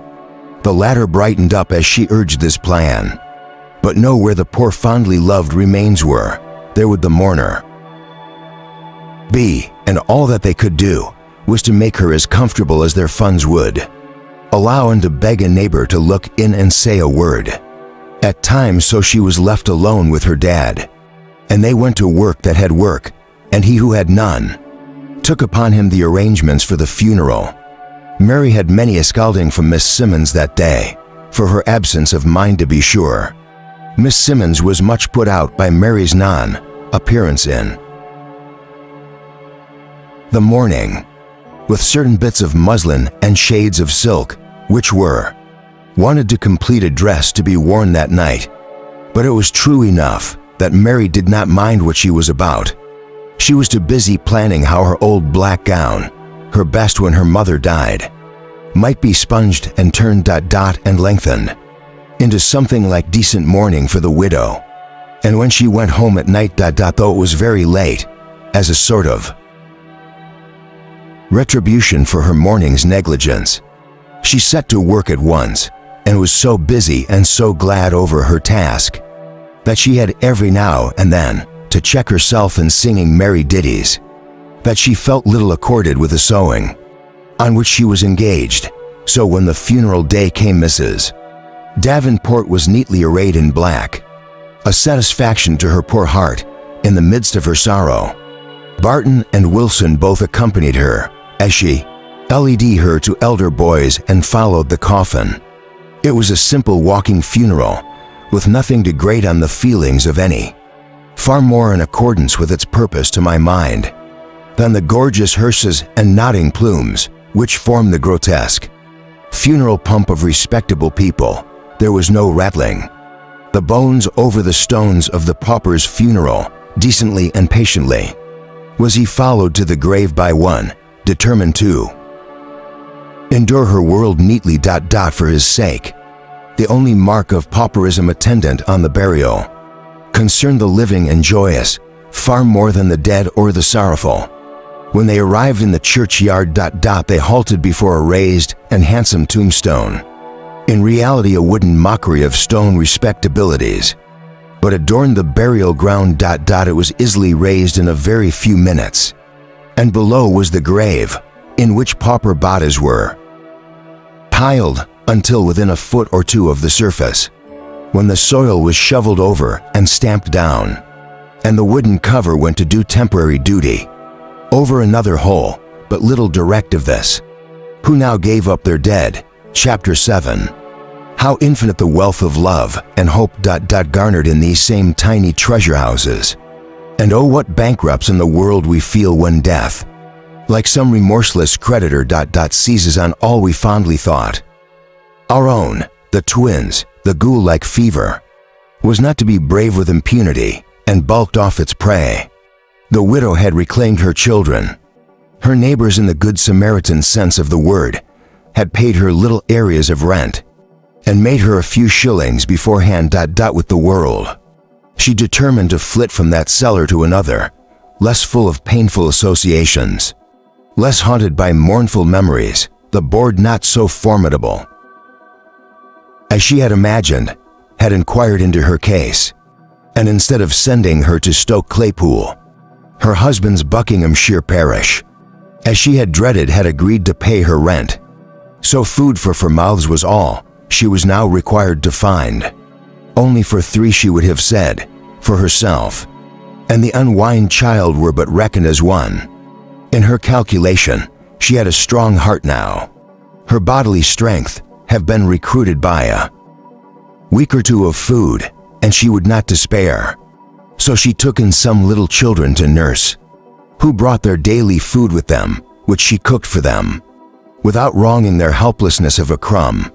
And when she had restored them to their mothers, at night she set to work at plain sewing, seam and gusset and band, and sat, thinking how she might best cheat the factory inspector, and persuade him that her strong, big, hungry Ben was above 13. Her plan of living was so far arranged. When she heard with keen sorrow that Wilson's twin lads were ill of the fever, they had never been strong. They were like many a pair of twins, and seemed to have but one life divided between them, one life, one strength, and in this instance I might almost say one brain, for they were helpless, gentle, silly children, but not the less dear to their parents and to their strong, active, manly elder brother. They were late on their feet, late in talking, late everywhere, had to be nursed and cared for when other lads of their age were tumbling about in the street and losing themselves, and being taken to the police office. Miles away from home, still want had never yet come in at the door to make love for these innocents, fly out of the window, nor was this the case even now, when Jim Wilson's earnings and his mother's occasional charings were barely sufficient to give all the family. They're full of food, but when the twins, after ailing many days and caring little for their meat, fell sick on the same afternoon, with the same heavy stupid of suffering, the 3 hearts that loved them so each felt, though not acknowledged to the other, that they had little chance for life. It was nearly a week before the tale of the illness spread as far as the court, where the Wilsons had once dwelt and the Bartons yet lived. Alice had heard of the illness of her little nephews several days before, and had locked her cellar door and gone off straight to her brother's house in Handcoats. but she was often absent for days, sent for as her neighbors knew, to help in some sudden emergency of illness or distress. So that occasion, no surprise. Margaret met Jim Wilson several days after his brothers were seriously ill, and heard from him the state of things at his home.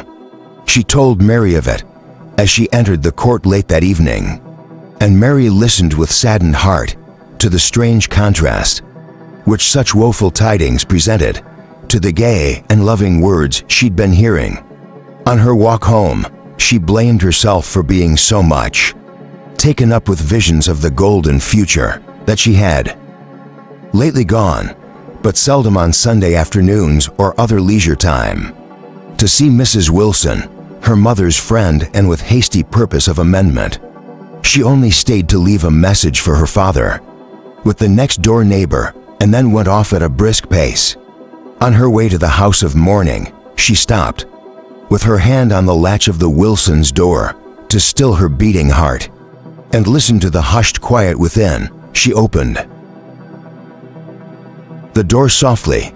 There sat Mrs. Wilson in the old rocking chair with one sick, death-like boy lying on her knee, crying without let or pause, but softly, gently, as fearing to disturb the troubled, gasping child, while behind her, old Alice let her fast-dropping tears downfall on the dead body of the other twin, which she was laying out on a board, placed on a sort of sofa settee in a corner of the room, over the child, which yet breathed. The father bent, watching anxiously for some ground of hope, where hope there was none. Mary stepped slowly and lightly across to Alice. "I poor lad, God has taken him early, Mary." Mary could not speak. She did not know what to say. It was so much worse than she expected. At last she ventured to whisper, "Is there any chance for the other one? Thank you." Alice shook her head, and told with a look that she believed there was none. She next endeavored to lift the little body and carry it to its older, custom bed in its parents' room. But earnest as the father was in watching the yet living, he had eyes and ears for all that concerned the dead, and sprang gently up and took his dead son on his hard couch in his arms with tender strength, and carried him upstairs as if afraid of weakening him. The other child gasped longer, louder, with more of effort. "We won't get him away from his mother. He cannot die while she's wishing him." "Wishing him," said Mary in a tone of inquiry. "I don't you know what wishing means? There's none can die in the arms of those who are wishing them. So to stay on earth, the soul of them as holds them won't let the dying soul go free. So it has a hard struggle for the quiet of death. Women, get him away for his mother, or he'll have a hard death. Poor little fella." So without circumlocution. She went and offered to take the sinking child. But the mother would not let him go, and looking in Alice's face, with brimming and imploring eyes, declared in earnest whispers that she was not wishing him, that she would faint, have him released from his suffering. Alice and Mary stood by, with eyes fixed on the poor child, whose struggle seemed to increase. Till at last his mother said with a choking voice, "May happen you better take him, Alice. I believe my heart's wishing him all this while. But I cannot I cannot bring myself to let my two children go in one day. I cannot help longing to keep him, and yet he should not suffer longer for me." She bent down and fondly, with what passionate fondness, kissed her child, and then gave him up to Alice, who took him with tender care. Nature's struggles were soon exhausted, and he breathed his little life away in peace. Then the mother lifted up her voice and wept. Her cries brought her husband down to try, with his aching heart, to comfort hers again. Alice laid out the dead Mary, helping with reverent fear. The father and mother carried him upstairs to the bed, where his little brother lay in calm repose. Mary and Alice drew near the fire and stood in quiet sorrow for some time. Then Alice broke the silence by saying, "It will be bad news for Jem, poor fellow, when he comes home." "Where's he?" asked Mary, working over hours at shop. then getting a large order for foreign parts. And you know Jem moon work, though his heart's well. My breaking for these poor laddies. Again they were silent and thought, and again Alice spoke first. I sometimes think the Lord is against planning, whenever I plan over. Much is sure to send, and all my plans, as if he would have me put the future into his hands, before Christmas time. I was as full could be of going home for good. And all you unheard how I wished it this terrible, long time and a young lass from behind. Burton came into place in Manchester last Martin Mass, so after a while she had a Sunday out. And she comes to me and tells me, some cousins of mine better find me out, and say how glad they should be to amid abide, will look after children, but then getting a big farm, and she's a deal to do among cows. So many a winter's night that I lie awake and think that, please God come summer, I bet George and his wife goodbye and go home at last. Little did I think how God Almighty would bolt me, for not leaving my days in his hands. Who would lead me through the wilderness either to is George out of work, and most cast down whenever I see them, wanting every chip of comfort he can get in for this last heavy stroke. And now I'm thinking, the Lord's finger points very clear to my fit abiding place, and I'm sure if George and Jane can say, his will be done, it's no more than what I'm beholden to do. So saying, she fell to tidying the room, removing as much as she could every vestige of sickness, making up the fire, and setting on the kettle for a cup of tea for her sister-in-law, whose low moans and sobs were occasionally heard in the room below. Mary helped her in all these little offices. They were busy in this way. When the door was softly opened and Jem came in, or grimed and dirty from his night work, his soiled apron wrapped around his middle and guise, in apparel in which he would have been sorry at another time to have been seen by Mary, but just now he hardly saw her. He went straight up to Alice and asked how the little chaps were. They had been a shade better at dinner time, and he had been working away through the long afternoon and far into the night in the belief that they had taken the turn. He had stolen out during a half hour, allowed at the works for tea, to buy them an orange or two, which now puffed out his jacket pocket. He would make his aunt speak. He would not understand her. Shakes of the head and fast causing tears there. Both gone, said she, dead. I poor fellows that took worse. About 2 o'clock Jem went first, as easy as a lamb, and will died harder like. Both. I lad both. The Lord has turned them from some evil to come, or he would not have made choice of them. You may rest sure of that. Jem went to the cupboard and quietly extricated from his pocket the oranges he had bought, but he stayed long there, and at last his sturdy frame shook with his strong agony. The two women were frightened, as women always are, on witnessing a man's overpowering grief. They cried afresh in company. Mary's heart melted within her as she witnessed Jem's sorrow, and she stepped gently up to the corner where he stood with his back, turned to them, and putting her hands softly on his arm, said, "Oh, Jem, don't give away, so I cannot bear to see you." Jem felt a strange leap of joy in his heart, and knew the power she had of comforting him. He did not speak, as though fearing to destroy by sound or motion the happiness of that moment. When her soft hands' touch thrilled through his frame, and her silvery voice was whispering tenderness in his ear, yes, it might be very wrong.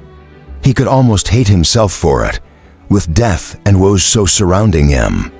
It was happiness, was bliss to be so spoken to by Mary. "Don't, Jem, please don't," whispered she again, believing that his silence was only another form of grief.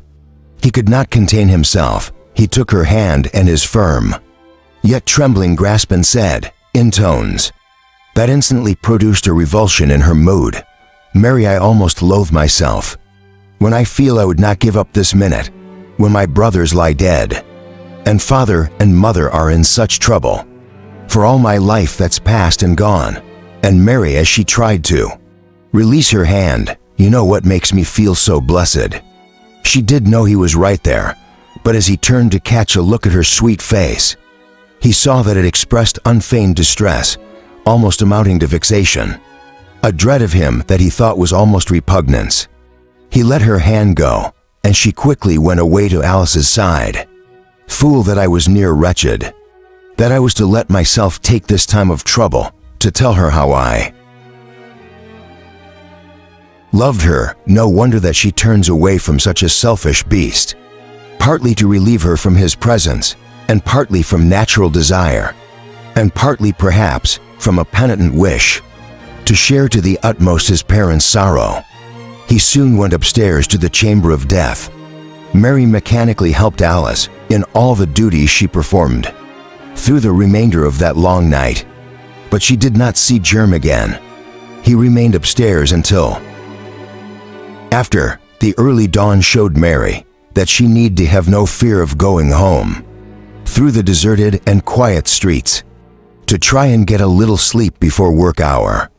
So leaving kind messages to George and Jane Wilson, and hesitating whether she might dare to send a few kind words to Jem, and deciding that she had better not, she stepped out into the bright morning light, so fresh a contrast to the darkened room where death had been. They had another more than hours. Mary lay down on her bed in her clothes, and whether it was this, or the broad daylight that poured into the sky window, whether it was overexcitement, it was long before she could catch a wink of sleep. Her thoughts ran on Jem's manner and words. Not that what she had known, the tale they told for many a day, but still she wished he had not put it so plainly. Oh dear, said she to herself, I wish you would not mistake me, so I never dare to speak a common word of kindness. But his eye brightens and his cheek flushes. It's very hard on me. Her father and George Wilson are old friends, and Jem and I have known each other since we were quite children. I cannot think what possesses me ... that I must always be wanting to comfort him when he's downcast, that I must go meddling with him tonight, when sure enough, it was his aunt's place to speak to him. I don't care for him, and yet unless I'm always watching myself, I'm speaking to him in a loving voice, I think I cannot go right, for I either check myself till I'm downright close to him, or else I speak just natural, and that's to kind and tender by half, and I'm as good as engaged to be married to another, and another far handsomer than Jem. Only I think I like Jem's face best, for all that liking's liking, and there's no help for it. Well, when I Mrs. Harry Carson may happen, I can put some good fortune in Jem's way, but will he thank me for it? He's rather savage at times, that I can see.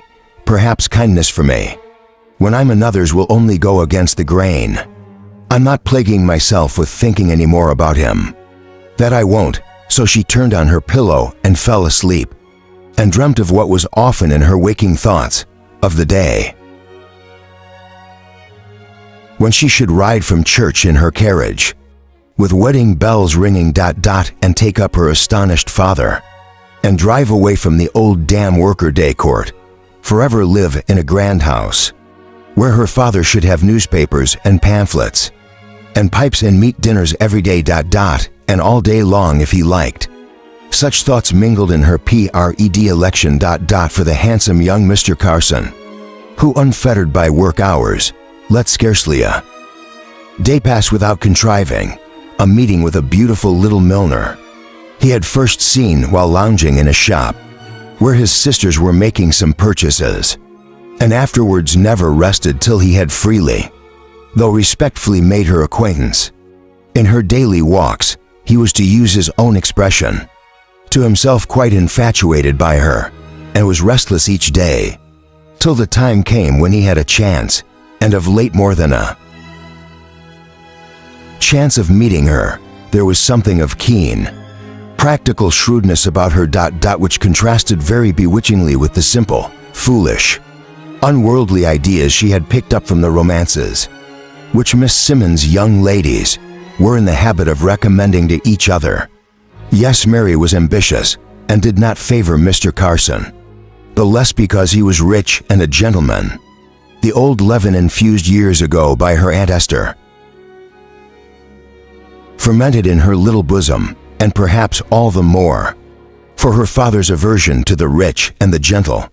Such is the contrariness of the human heart, from Eve downwards, that we all in our old Adam state fancy things forbidden sweetest, so Mary dwelt upon, and enjoyed the idea of someday becoming a lady, and doing all the elegant nothings are pertaining to ladyhood.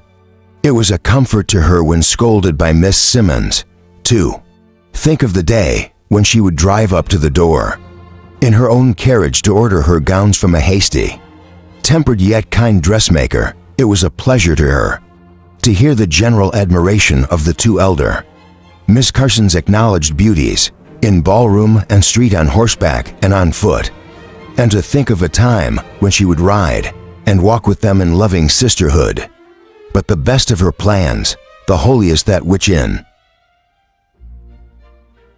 some measure redeemed the vanity of the rest, were those relating to her father, her dear father, now oppressed with care and always a disheartened, gloomy person. How she would surround him with every comfort she could devise, and of course he was to live with them till he should acknowledge riches to be very pleasant things, and bless his lady daughter. Everyone who had shown her kindness in her lower state should then be repaid 100-fold. Search with the castles in air, the Anaskar visions in which Mary indulged, and which she was doomed in after days to expiate with many tears. Meanwhile her words, or even more her tones, would maintain their hold on Jim Wilson's memory. A thrill would yet come over him when he remembered how her hand had rested on his arm. The thought of her mingled with all his grief, and it was profound for the loss of his brothers. Chapter 8. Deal gently with them, they have much endured. Scoff not at their fond hopes and earnest plans, though they may seem to thee wild dreams and fancies. Perchance in the rough school of stern experience, they've something learned which theory does not teach. Or if they greatly deal gently still, and let their error, but the stronger plead, give us the light and guidance that we need. Love Thoughts. One Sunday afternoon. About 3 weeks after that mournful night, Jim Wilson set out with the ostensible purpose of calling on John Barton. He was dressed in his best, his Sunday suit of course, while his face glittered with the scrubbing he had bestowed on it. His dark black hair had been arranged and rearranged before the household looking glass, and in his buttonhole he stuck a narcissist. A Sweet Nancy is its pretty Lancashire name, hoping it would attract Mary's notice so that he might have the delight of giving it to her. It was a bad beginning of his visit of happiness that Mary saw him some minutes before he came into her father's house. She was sitting at the end of the dresser, with a little window blind drawn on one side, in order that she might see the passers-by in the intervals of reading her Bible, which lay open before her, so she watched all the greeting friend gave Jem. She saw the face of condolence, the sympathetic shake of the hand, and had time to arrange her own face and manner before Jem came, in which he did as if he had eyes for no one but her father, who sat smoking his pipe by the fire while he read an old Northern Star, borrowed from a neighboring public house. Then he turned to Mary, who he felt by the sure instinct of love, by which almost his body thought was present. Her hands were busy adjusting her dress, a forced and unnecessary movement, Jem could not help thinking. Her acos was quiet and friendly. If grave, she felt that she reddened like a rose, and wished she could prevent it, while Jem wondered if her blushes arose from fear, or anger, or love. She was very cunning, I'm afraid. She pretended to read diligently, and not to listen to a word that was said, while in fact she heard all sounds, even to Jem's long deep sighs which rang her heart. At last she took up her Bible. and as if their conversation disturbed her, went upstairs to her little room. And she had scarcely spoken a word to Jem, scarcely looked at him, never noticed his beautiful sweet Nancy, which only awaited her least word of praise to be hers. He did not know that Pan was spared, that in her little dingy bedroom stood a white jug filled with a luxuriant bunch of early spring roses, making the whole room fragrant and bright. They were the gift of her richer lover, so Jem had to go on sitting with John Barton, fairly caught in his own trap, and had to listen to his talk and answer him as best he might. There's a right stuff in this year's Star, and no mistake. Such a right-down piece for short hours. At the rate of wages is now, ask Jim. Hi. That's where's the use, it's only taken out of the master's pocket, what they can well afford. Did I ever tell you what infirmary chap let me into? Many a year ago, no sir. Gemlessly. Well, you must know I were in the infirmary for a fever, and times were rare and bad. And there be good chaps there to a man while he's weak. What are they maybe about cutting him up at after? So when I were better at fever, but weak as water, they says to me, says they, if you can write you must stay in a week longer and help our surgeon with sorting his papers. And we'll take care, if your belly full of meat and drink, you'll be twice as strong and a week. So they wanted but one word to that bargain. So I was set to writing and copying the writing. I could do well enough, but there's such queer ways of spelling that I'd never been used to, that I had to look first at copy, and then at my letters for all the world like a cock picking up grains of corn. But one thing startled me, amen, and I thought I'd make bold to ask the surgeon the meaning of, I've got no head for numbers. But this I know, that by far the greater part of the accidents has come, then happened in the last 2 hours of work, when for getting tired and careless, the surgeon said it were all true, and that he were going to bring that fact to light. Jem was pondering Mary's conduct, but the pores made him aware he ought to utter some civil, listening noise, so he said, very true, it's true enough, my lad. That was sadly overborne, and worse will come of it. To fall long block printers is going to strike, then getting a bang-up union, as won't let him be put upon. But there's many thing will happen to fall, long as folk don't expect, you may take my word for that, Jem. Jim was very willing to take it, but did not express the curiosity he should have done. So John Barton thought he'd try another hint or two. Working folk won't be ground to the dust much longer. Winter had as much to bear as human nature can bear. So if the masters can't do us no good, and they say they can't women try higher folk, still Jem was not curious. He gave up hope of seeing Mary again by her own good. Free will, and the next best thing would be to be alone, too. Think of her. So muttering something, which he meant to serve as an excuse for his sudden departure, he hastily wished John good afternoon, and left him to resume his pipe and his politics. For 3 years past, trade had been getting worse and worse, and the price of provisions higher and higher. This disparity between the amount of the earnings of the working classes and the price of their food occasioned in more cases, and could well be imagined, disease and death. Whole families went through a gradual starvation. They only wanted a Dante to record their sufferings, and yet, even his words would fall short of the awful truth. They could only present an outline of the tremendous facts of the destitution that surrounded thousands upon thousands in the terrible years 1839, 1840, and 1841.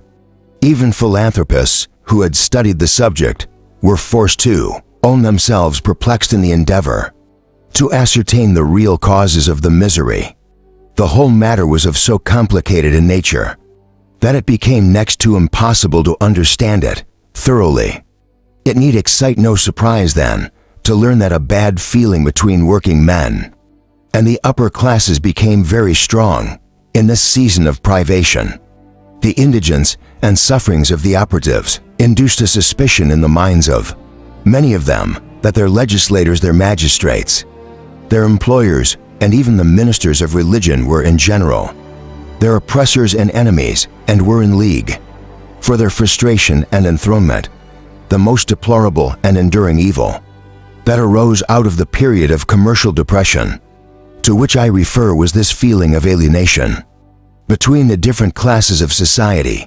It is so impossible to describe, or even faintly to picture, the state of distress which prevailed in the town at that time, that I will not attempt it. And yet I think again that surely in a Christian land, it was not known even so feebly as words could tell it. All the more happy and fortunate would have thrown, with their sympathy and their aid, in many instances. The sufferers wept first, and then they cursed.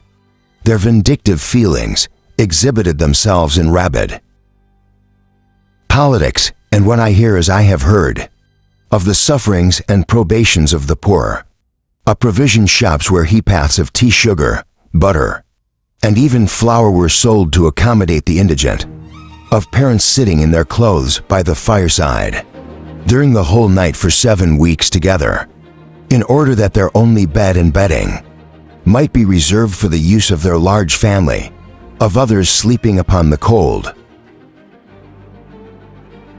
hearthstone for weeks in succession, without adequate means of providing themselves with food or fuel, and this in the depth of winter, of others being compelled to fast for days together, unshared by any hope of better fortune, living moreover, or rather starving in a crowded garret or damp cellar, and gradually sinking, under the pressure of want and despair, into a perimeter grave. And when this has been confirmed by the evidence of their care, worn looks, their excited feelings, and their desolate homes, can I wonder that many of them, in such times of misery and destitution, spoke and acted with ferocious precipitation?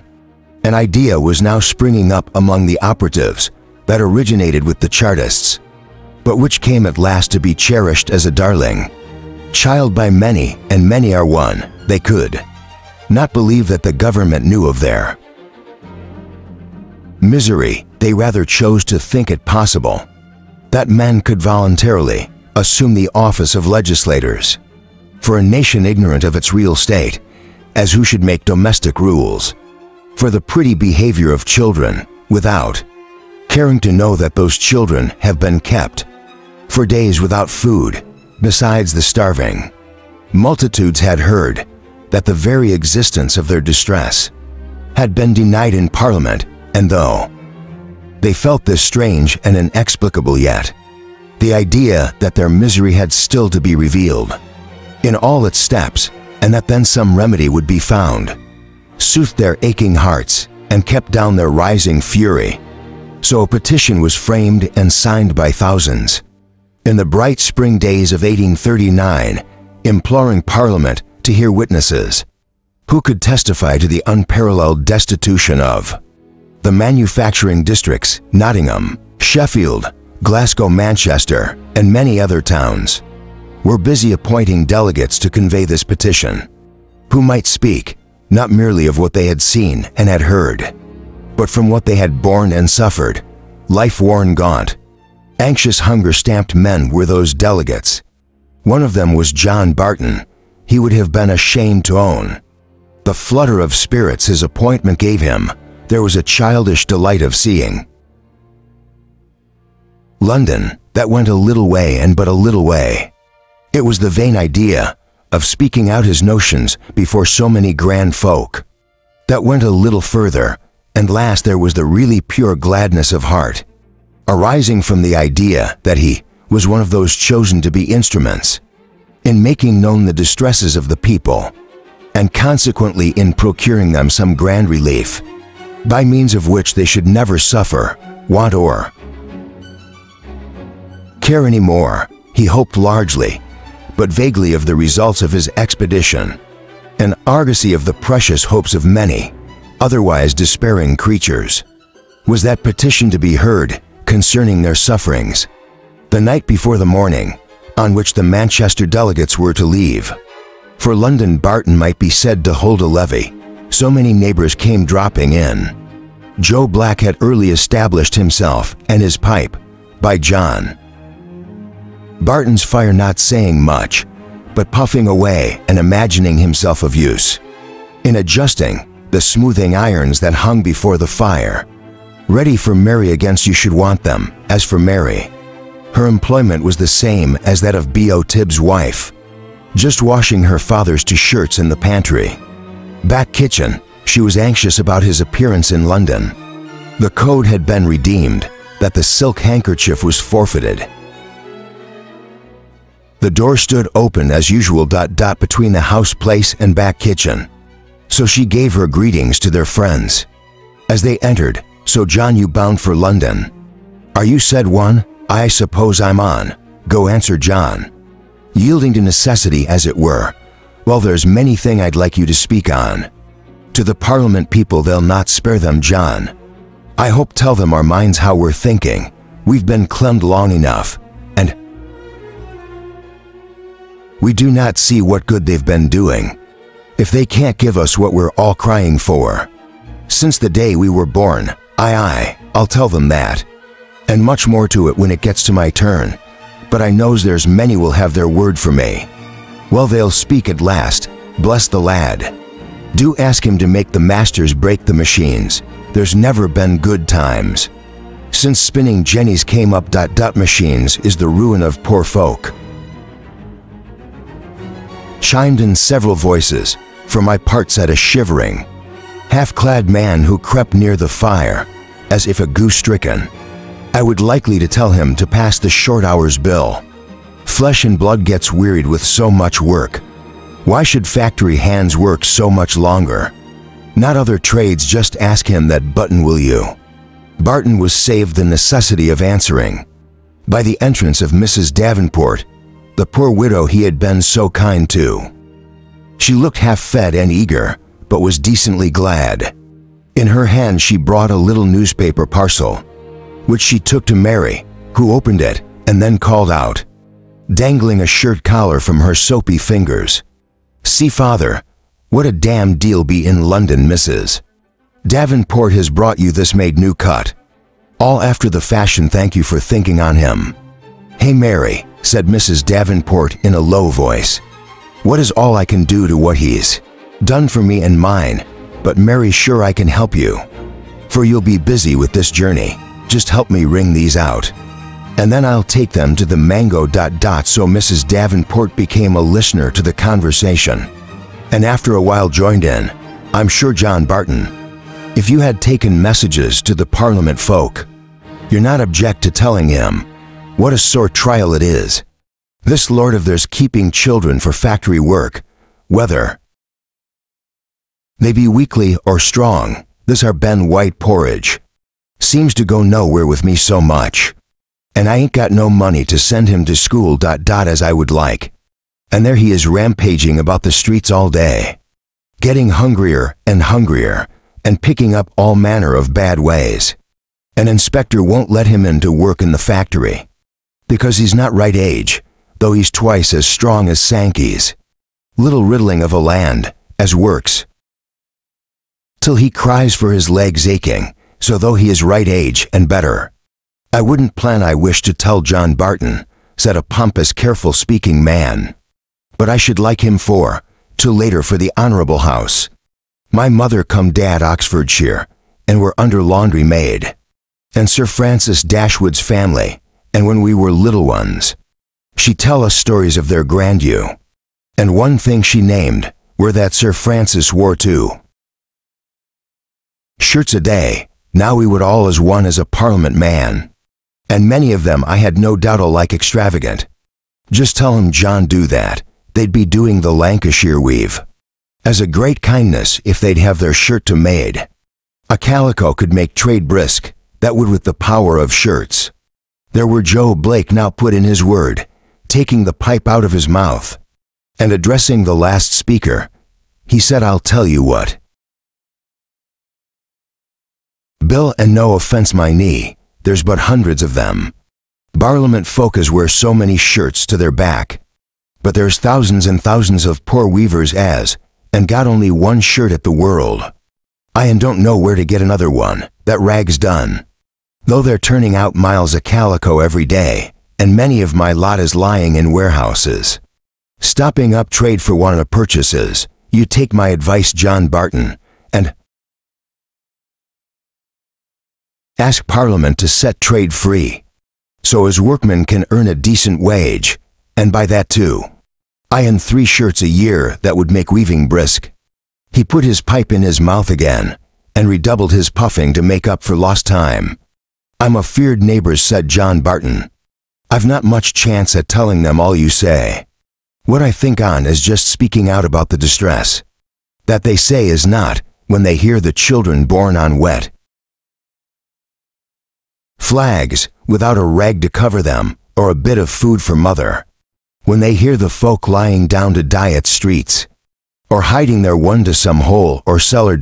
till death come to set them free. And when they hear all this plague, pestilence and famine, they'll surely do somewhat wiser for us than we can guess at now. Oh yeah, I have no objection if so. Be there's an opening to speak up for what you say, anyhow I'll do my best. And you see now, if better times don't come after Parliament knows all. Some shook their heads, but more looked cheery. And then one by one dropped off, leaving John and his daughter alone. Did some aka poorly Jane Wilson looked as tea, as they wound up their hard day's work by a supper eaten over the fire, which glowed and glimmered through the room, and formed their only light. No, I can't say as I did, but she's never rightly held up her head since the twins died, and all along she's never been a strong woman. Never since her accident before that time, and looking as fresh and likely a girl as anyone in Manchester. What accident, father? She catched the side again a wheel. It would have, for wheels were boxed up. It would just when she were to have been married, and many. One thought George would have been off his bargain, but I knew he weren't the chap for that. Trick, pretty near the first place she went to, when she were able to go about again, was the old church. Poor wench. All pale and limping she went up the aisle, George holding her up as tender as a mother, and walking as slow as Eric could. Not to hurry her though, there were plenty in our rood lads to cast their jests at him, and her face were white like a sheep when she came in church, but before she got to the altar, she would all one flush, but for all that it's been a happy marriage. And George is stuck by me through life like a brother. He'll never hold up his head again if he loses Jane. I didn't like her looks tonight, and so he went to bed. The fear of forthcoming sorrow to his friend, mingling with his thoughts of tomorrow and his hopes for the future. Mary watched him set off with her hands over her eyes, to shade them from the bright, slanting rays of the morning sun, and then she turned into the house to arrange its disorder. Before going to her work, she wondered if she should like or dislike the evening and morning solitude. For several hours when the clock struck, she thought of her father and wondered where he was. She made good resolutions according to her lights, and by came the distractions and events of the broad, full day to occupy her with the present, and to deaden the memory of the absent. One of Mary's resolutions was that she should not be persuaded or induced to see Mr. Harry Carson during her father's absence. There was something crooked in her conscience, after all, for this very resolution seemed at acknowledgement that it was wrong to meet him at any time, and yet she had brought herself to think her conduct quite innocent and proper, for although unknown to her father, and certain, even did he know it to fail, of obtaining his sanction, she esteemed her love meetings with Mr. Carson a sure to end in her father's good and happiness. But now that he was away, she would do nothing that he would disapprove of. No, not even though it was for his own good in the end. Now amongst Miss Simmons's young ladies was one who had been from the beginning a confidant in Mary's love affair, made so by Mr. Carson. Himself, he felt the necessity of some third person, to carry letters and messages, and to plead his cause when he was absent. In a girl named Sally Leadbitter, he had found a willing advocate. She would have been willing to have embarked on a love affair herself, especially a clandestine one, for the mere excitement of the thing. But her willingness was strengthened by sundry half-sovereigns, which from time to time Mr. Carson bestowed upon her. Sally Leadbitter was vulgar-minded to the last degree, never easy unless her talk was of love and lovers. In her eyes, it was an honor to have had a long list of rulers. So constituted, it was a pity that Sally herself was but a plain, red-haired, freckled girl, never likely, one would have thought, to become a heroine on her own account. But what she lacked in beauty, she tried to make up for by a kind of witty boldness which gave her what her betters would have called piquancy. Considerations of modesty or propriety never checked her utterance of a good thing. She had just talent enough to corrupt others. A very good nature was an evil influence. They could not hate one who was so kind. They could not avoid one who was so willing to shield them from scrapes by any exertion of her own, whose ready fingers would at any time make up for their deficiencies, and whose still more convenient tongue would at any time invent for them. The Jews or Mohammedans, I forget which, believe that there is one little bone of our body, one of the vertebra, if I remember rightly, which will never decay and turn to dust, but will lie incorrupt and indestructible in the ground until the last day. This is the seat of the soul. The most depraved have also their seat of the holiness that shall one day overcome their evil, their one good quality lurking, hidden but safe among all the corrupt and bad. Sally, seat of the future soul, was her love for her mother, an aged bedridden woman. For her she had self-denial.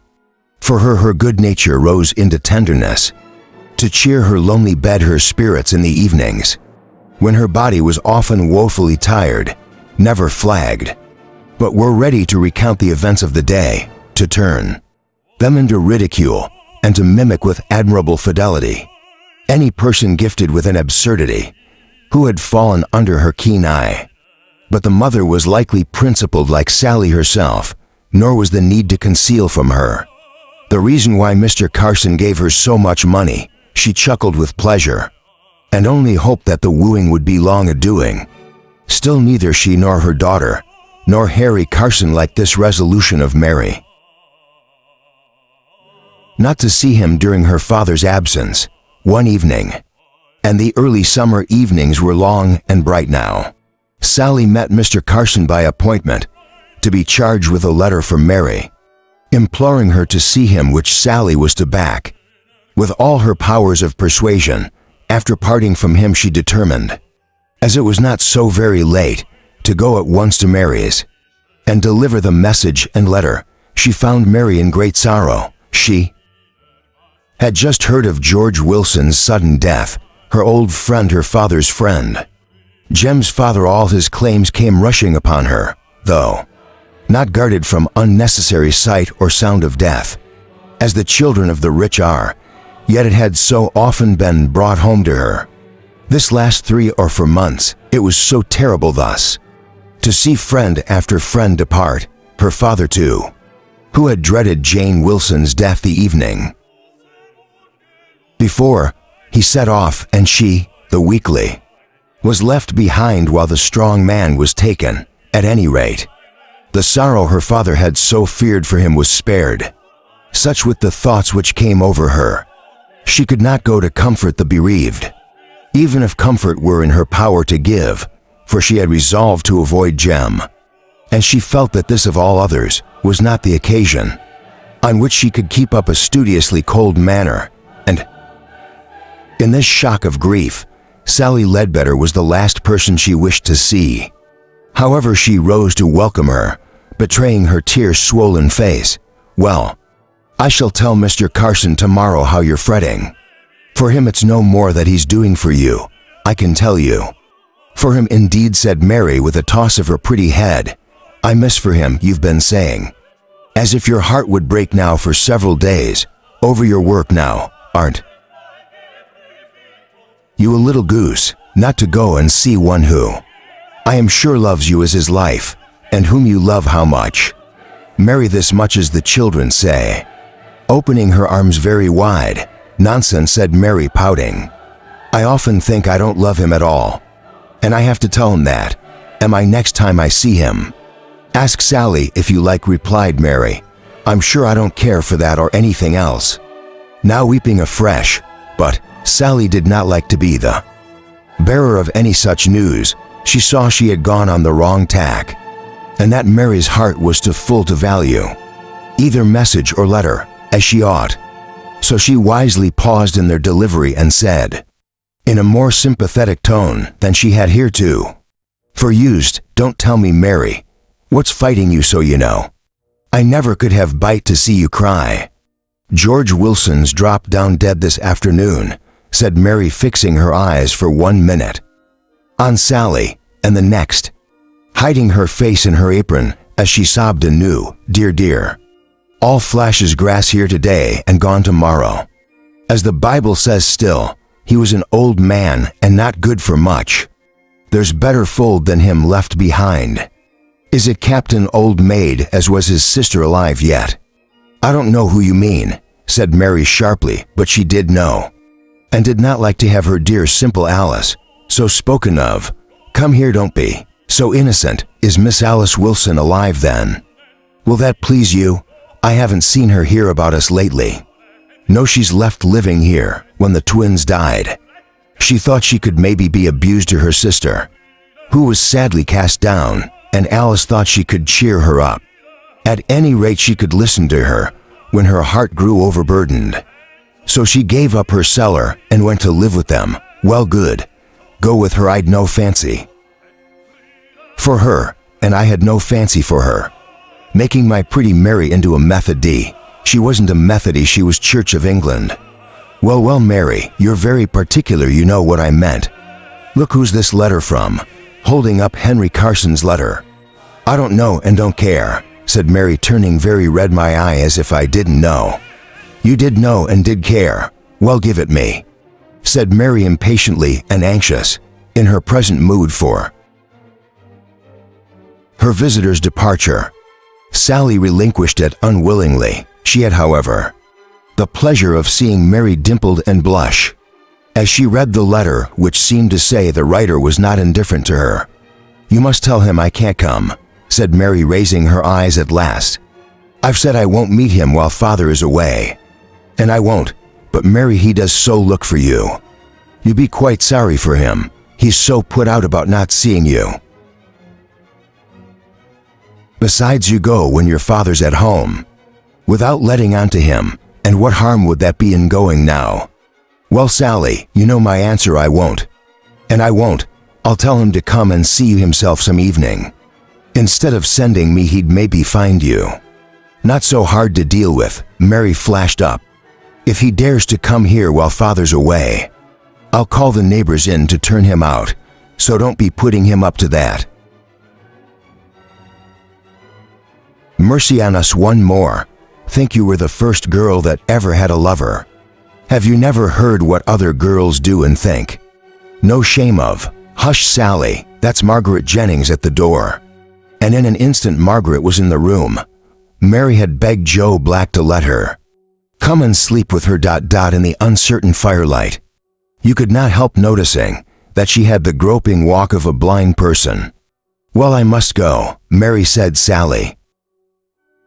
And that's your last word? Yes, yes, good night.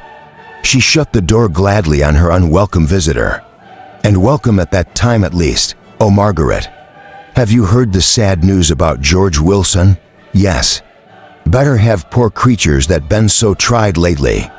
Not that I think sudden death so bad a thing. It's easy, and there's no terrors for him as dies. For them as survives, it's very hard. Poor George, he was such a hearty-looking man. Margaret, said Mary, who had been closely observing her friend.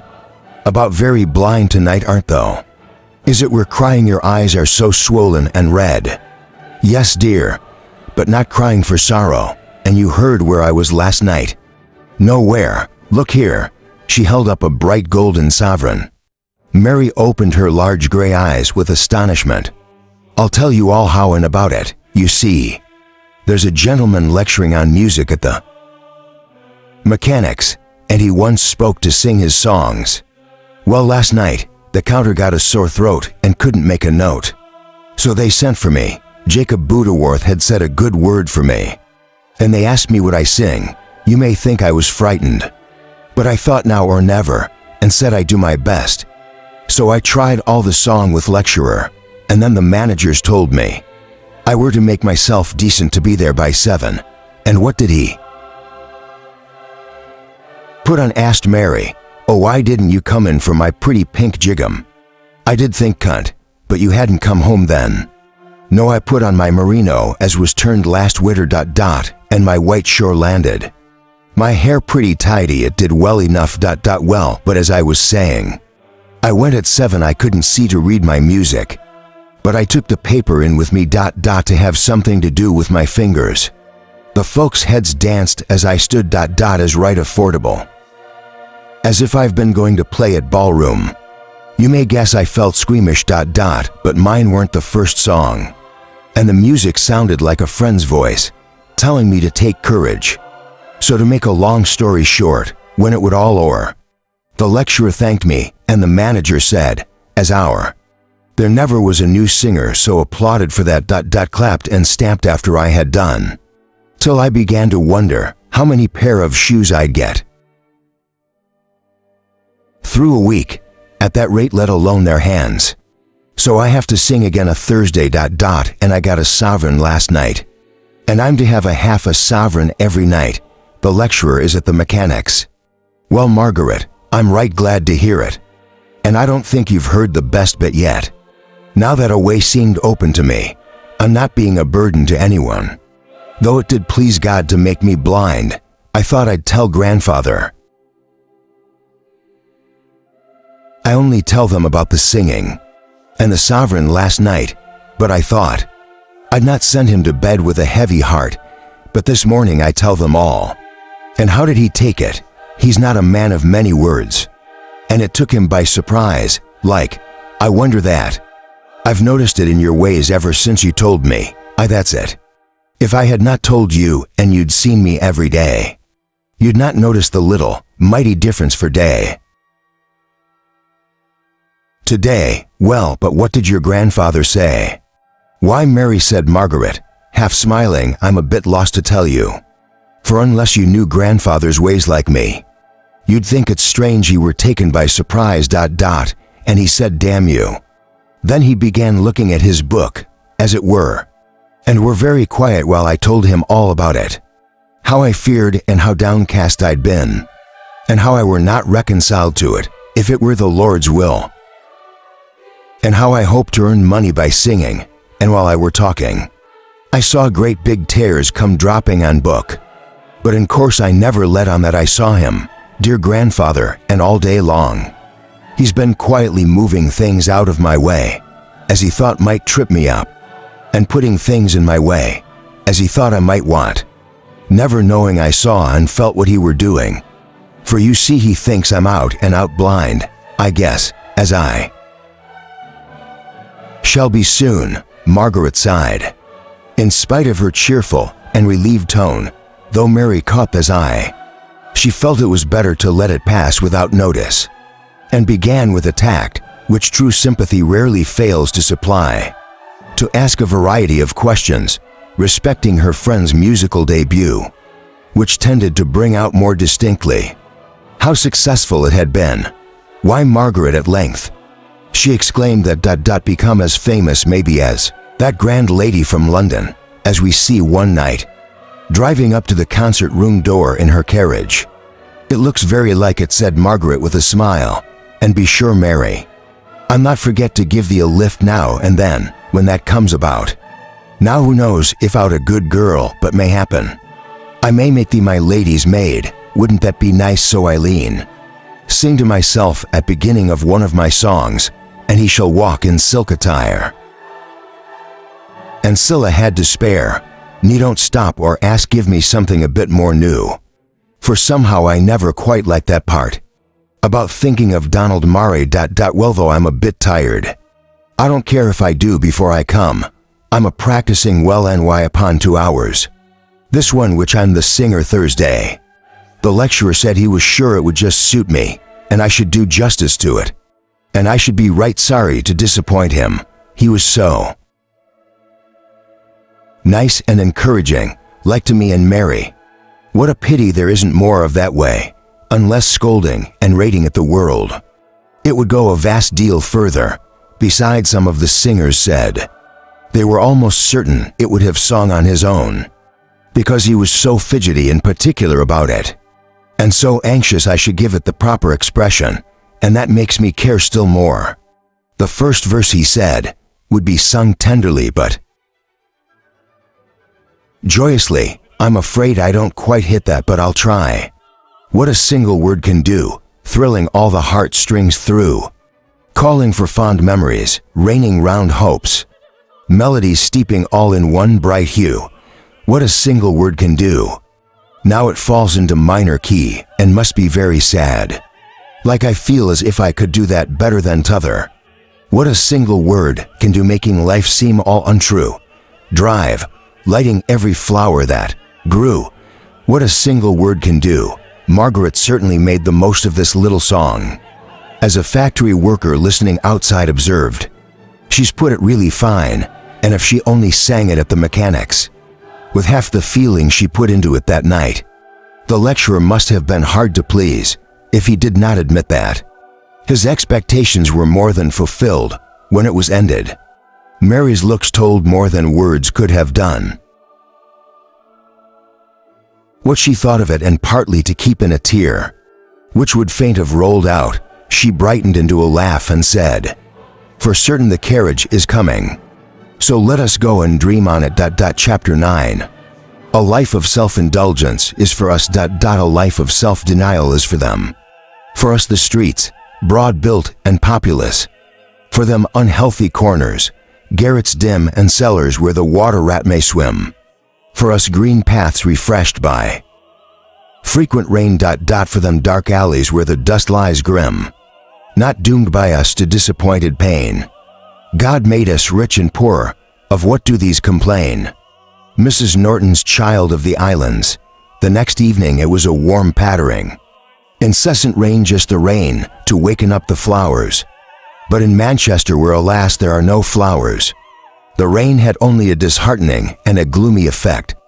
The streets were wet and dirty, the drippings from the houses were wet and dirty, and the people were wet and dirty, indeed most kept within doors. And there was an unusual silence of footsteps in the little paved courts. Mary had to change some clothes after her walk home, and had hardly settled herself before she heard someone fumbling at the door. The noise continued long enough to allow her to get up and go and open it. There stood, could it be? Yes, it was her father. Drenched and wayworn, there he stood. He came in with no word to Mary. In return for her cheery and astonished greeting, he sat down by the fire in his wet things and heating, but Mary would not let him so rest. She ran up and brought down his working day clothes, and went into the pantry to rummage up their little bit of provision, what he changed by the fire, talking all the while as gaily as she could, though her father's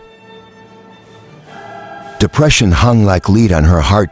From Mary in her seclusion at Miss Simmons', where the chief talk was of fashions and dress, and parties to be given, for which such and such gowns would be wanted, varied with a slight whispered interlude occasionally about love and lovers, had not heard the political news of the day.